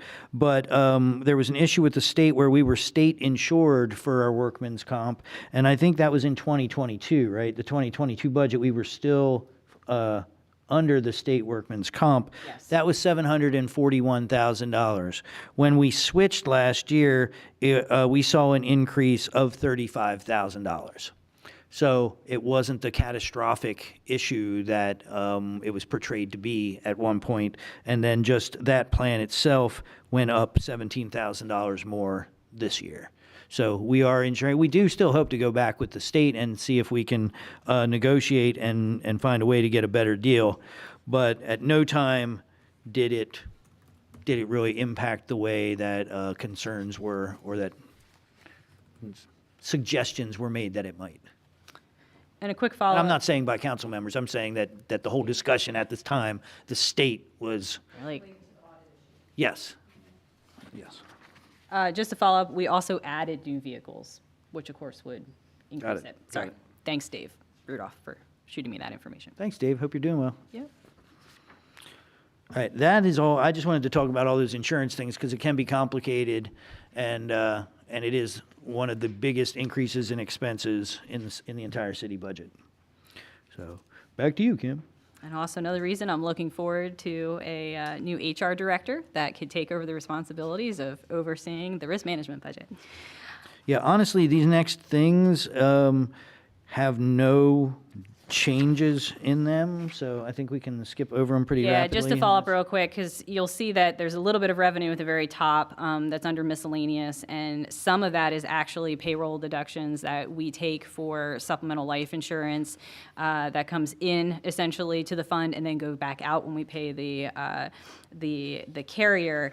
But what we end up doing below that, where there's a bunch of different cost centers by union group, is that's where we lay out the expected contributions from the employees and the retirees. So it looks like a lot of lines, but that's all that's covering. You ready for finance? Any questions? All right. Yeah, come on down. I got a question. It's more related to the cyber stuff, but maybe that's for later. Cyber? The cyber insurance coverage. Yeah, just being like ready for whatever may happen, kind of like how that event that we had here, City Hall, but also to deal with, what's it called? Like where they have that little worm thing with the virus and they take over and then you can't get the ransomware stuff. Ransomware. Just Yep. being ready for all that. Do we have enough? Yes. Okay, going. And to that's all our that. premium in order to have all the coverage we need for those events. Okay. Yep. Yeah, and our IT director, Josh, that is his number one issue, is to keep the city safe. Okay, great. Thank you. We ready to start finance? Sure. Can you start off with explaining that really big line item at the top? Yep. Okay. So proceeds from the sale of the asset. This is the amount that essentially helps us balance the general fund. So this is the very last thing I do when we're doing the budget. First of all, because of the way the general fund has to essentially always be budgeted with revenue in excess of expenses by like 0.05%. So I always need to figure out what that needs to be, and then what the difference is from the revenue that we currently have, and then that's where we come up with this year the $12.6 million that we are pulling from the proceeds of the sale and plant in order to balance the general fund. Now, this would be $2 million higher if it wasn't for the $2 million worth of revenue that the proceeds, the investment proceeds that we were receiving. But it's still lower than we had to use last year. So I just wanted you to really point that out, because here is where the sale of the wastewater treatment plant is really saving us. The city is technically $12.7 million in the hole. We are running a losing business here. The value of the city of York, which is at about $1.6 billion, has not increased since 2008 or 2009. So the taxable value, the way that we fund the city of York, we work really hard to get new businesses, to get new buildings, things like that. But overall, that impact, and this is, again, happening in third-class cities across the state, you can't create enough revenue to keep up with 10% increases in insurance, 15% increases in insurance here, even 3% increases in salary just to keep up with inflation. The revenue is not there. So it brings us back to why we sold the wastewater treatment plant, and unfortunately why we have to tap into those funds. I am doing my best, and the directors will tell you I'm doing my best to keep as much money in that account as possible, because that's the only account that makes money, that is making money for us. Everything else we talk about is breaking even or an expense. So we want to keep as much money in there, but we also don't want to raise your taxes. So this is where the sale of the water plant meets the road. This is where it's actually happening, is that $13,000. So if you look at $13 million, if you look at that, just looking at the general value of what we have now in reserve, and we're hoping this won't happen because, again, as the bonds get paid off, we won't have $2 million to come into the general fund. We'll have $8 million to come into the general fund.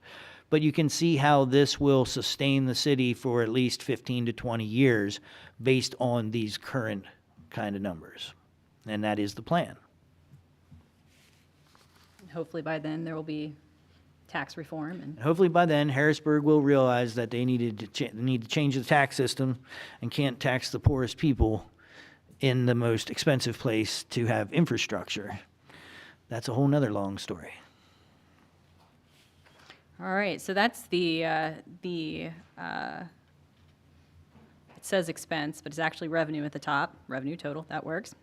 The rest of the expenses within Fund 10 of Finance is associated with either the professional services that we use for audit prep, financial compilations. With our new system, OpenGov, that's been in place for the last 2 years, we're going to be able to complete our own financial statements. But since we're still following up with previous years, we are still utilizing companies to compilate our statements for us. So we need money for that. And also our fixed asset valuation, which is repeated in there, but it's actually audit is the $50,000 cost in there. Past that, it's our staff, which we are fully staffed in the finance department for the first time in many, many years. It's exciting. We have Jerry as the chief accountant. We have Deneen on his side as the senior accountant, and we have 3 accountants, which it's made a huge difference, I think, between the new financial system, which I have to say when prepping for this, I went to run essentially a budget to actual report out of the system. And I was so used to okay, how can I do this? I'll do it a fund at a time. I literally sat there and ran the report a fund at a time until I realized, oh, I can run from Fund 10 to Fund 96, and it was done in maybe 3 minutes by the time it sent it to my email. Yeah, so I'm still getting used to how great the new system is and how quickly things are done, because in the old system, you were lucky if you could get through one fund at a time before the system crashed. So yeah, there's good things happening in the finance department, and we're able to handle the day-to-day items that are coming through with the great staff accountants, but then that frees up Jerry and Deneen to tackle the backflow of audit stuff, because I don't know if you've ever been through a municipal audit, but they ask for a lot of things. And so there's a lot of work that is involved with those that we're now having the staff that we can get caught up on. So we're looking forward to that. But that's the most of the general fund expense for finance.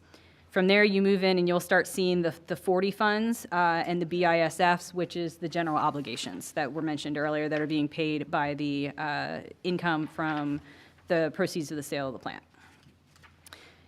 Page 37, central service. All right, keep it rolling. Central services, this specifically is a department under business administration that is kind of universal staff and expenses. So the staff that you see here is one administrative individual that sits here at the first floor of City Hall, and custodians, 2 custodians that are for City Hall. Then the expenses, this is where we pay for all the copier paper, all for one point, so that we don't have to individually bill the departments who are all pulling from one pot. And again, this is Fund 70, so this cost gets allocated out to everybody. IT. On to IT. IT.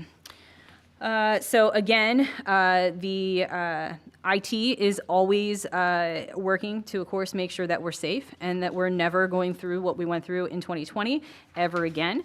And they're also working on making sure that we have upgraded technology. This year is a rollout that has been the best rollout for everybody in terms of upgrading the computers that the staff is using. I was still working. Some individual in HR who does our payroll was at one of those box desktops for the longest time, and it was one of those things that you opened up an Excel sheet and you might as well take lunch before it came back. So the efficiency that everyone is increasing efficiency is great.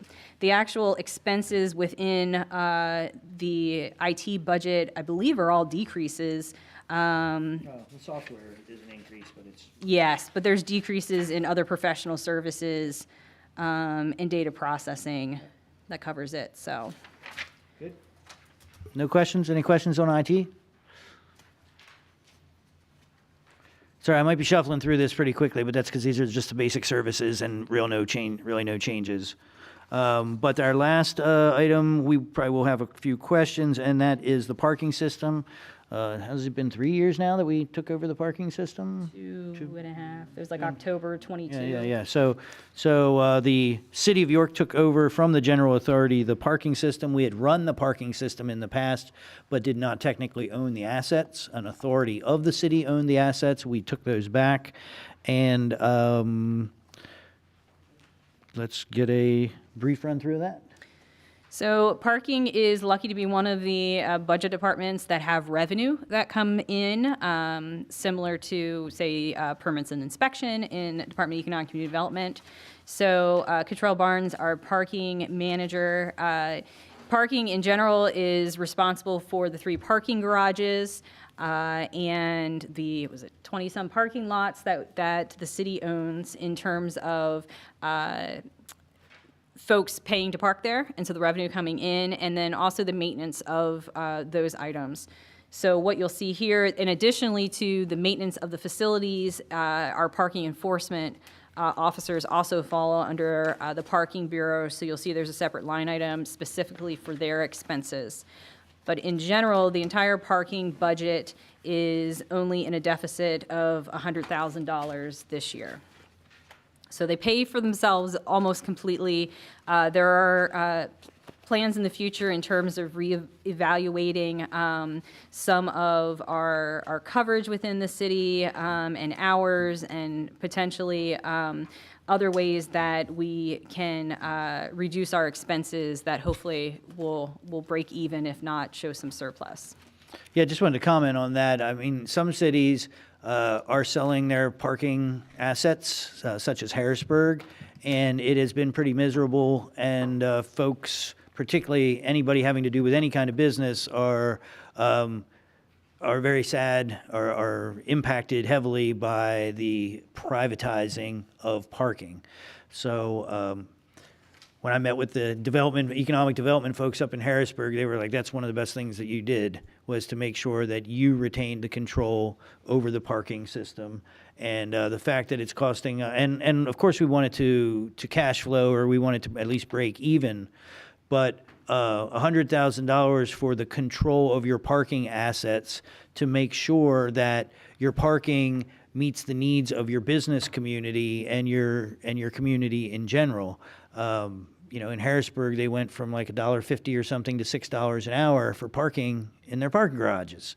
Devastating the economy up there. We definitely didn't want to see anything like that happen. And Cottrell and his team and business administration, you guys are doing a great job with the parking system. And does anybody have any questions for the parking budget? Council members? Members of the public? Hearing none, with that, I will send us into recess until 6 p.m. tomorrow, November 2nd. Have a good night, everybody. Thank you. Thank you.